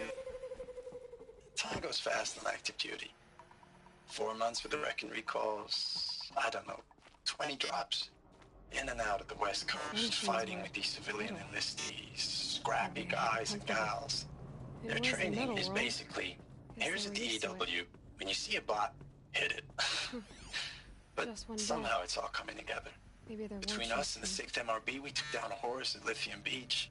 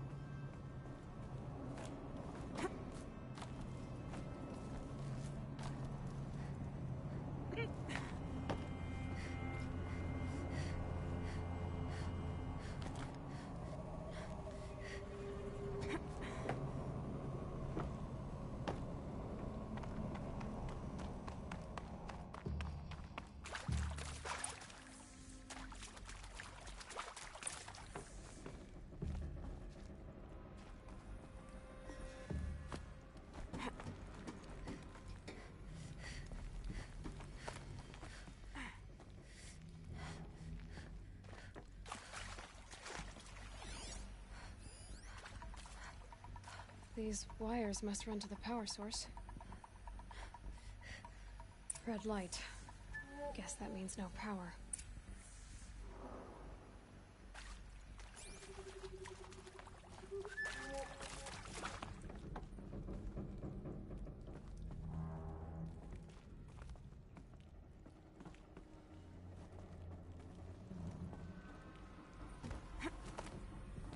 I haven't seen one of these since I was a little kid. It must be some kind of code. Oh, that's informative.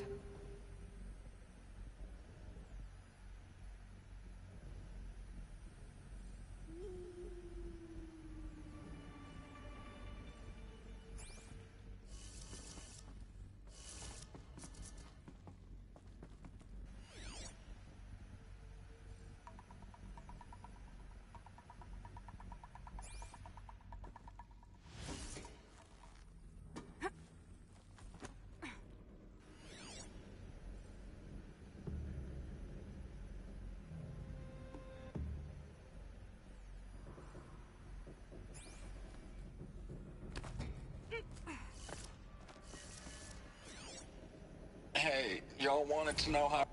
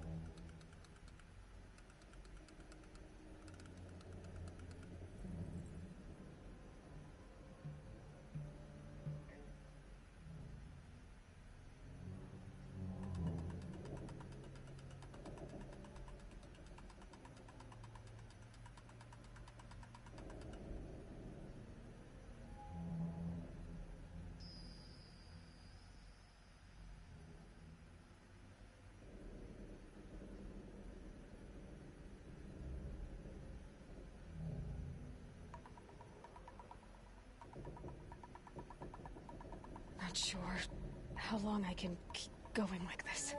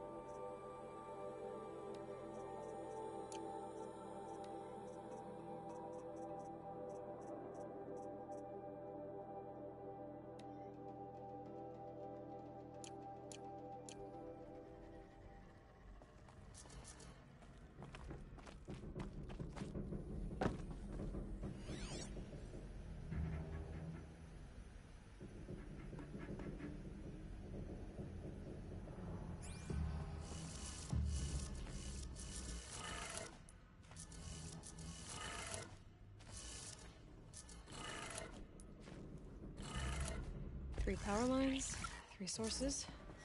That makes 1.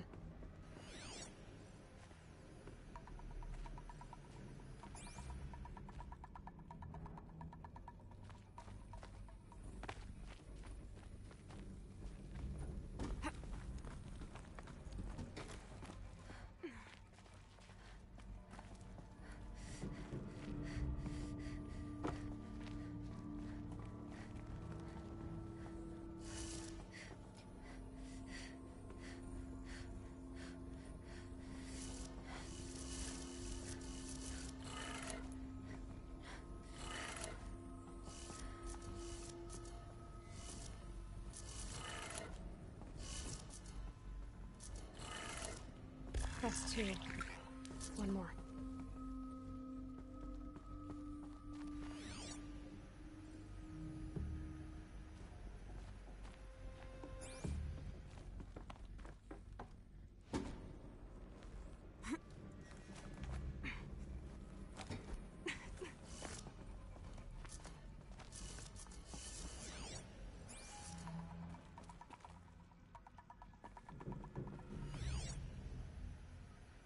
Hey, y'all wanted to know how I remember the geotherm system reboot? Goes like this.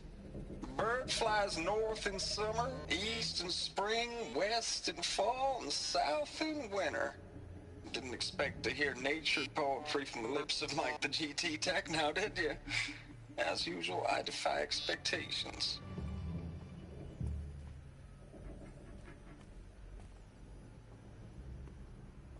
Hey, y'all wanted to know how I remember the geotherm system reboot? Goes like this. Bird flies north in summer, east in spring, west in fall, and south in winter. Didn't expect to hear nature.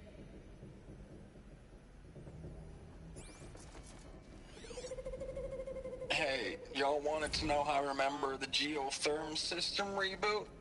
Goes like this. Bird flies north in summer, east in spring, west in fall, and south in winter. Didn't expect to hear nature poetry from the lips of Mike the GT Tech.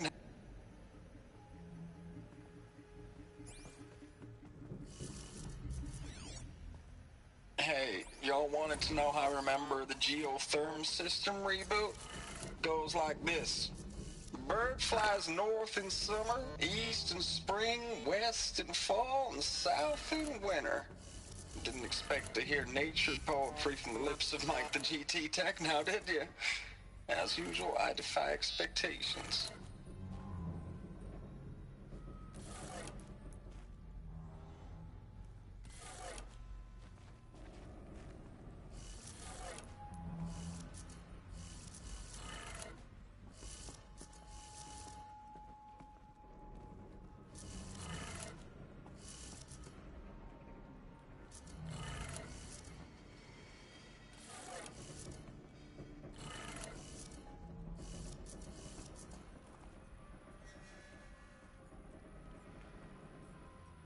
No ammo. This is... Hey, y'all wanted to know how I remember the geotherm system reboot? Goes like this. Bird flies north in summer, east in spring, west in fall, and south in winter. Didn't expect to hear nature poetry from the lips of Mike the GT Tech now, did you? As usual, I defy expectations. Okay, that did it. Sounds like that did it.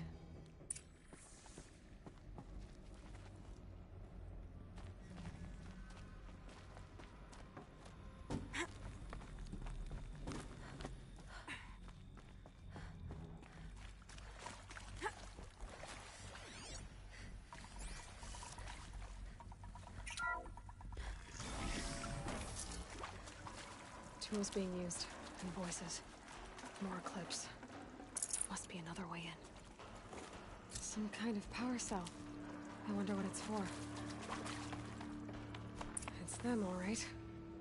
They're not looking for answers. Just weapons.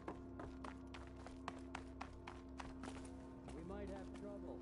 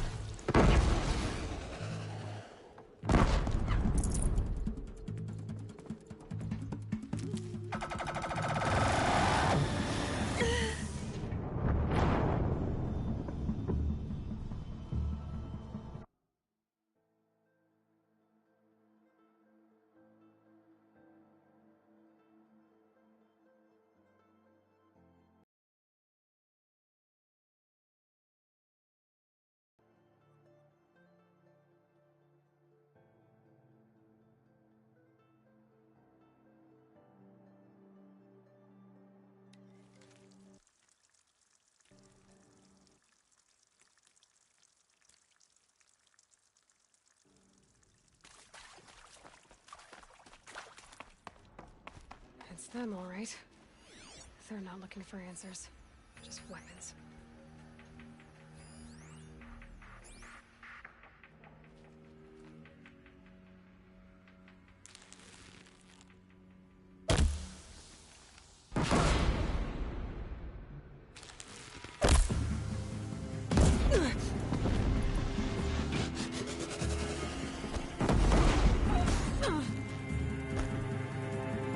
Shadow gun!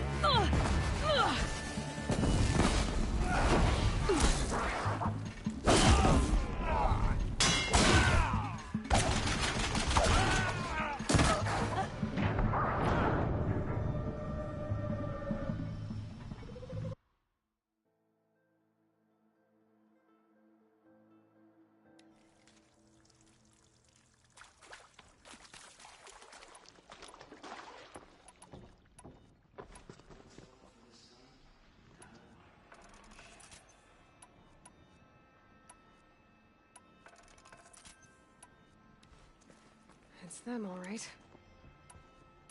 They're not looking for answers. Weapons.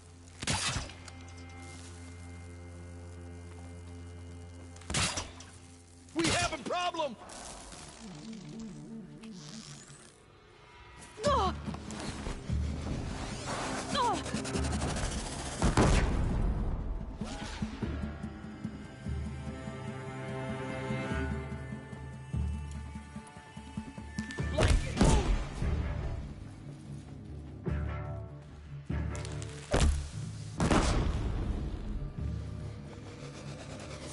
You cannot escape!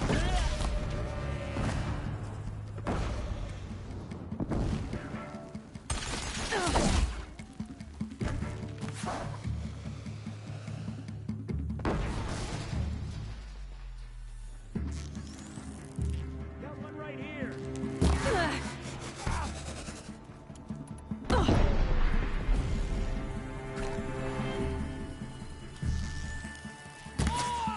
Not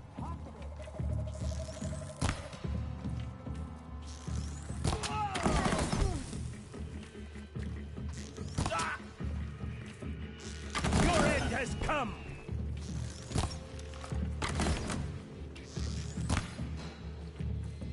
This is it for you!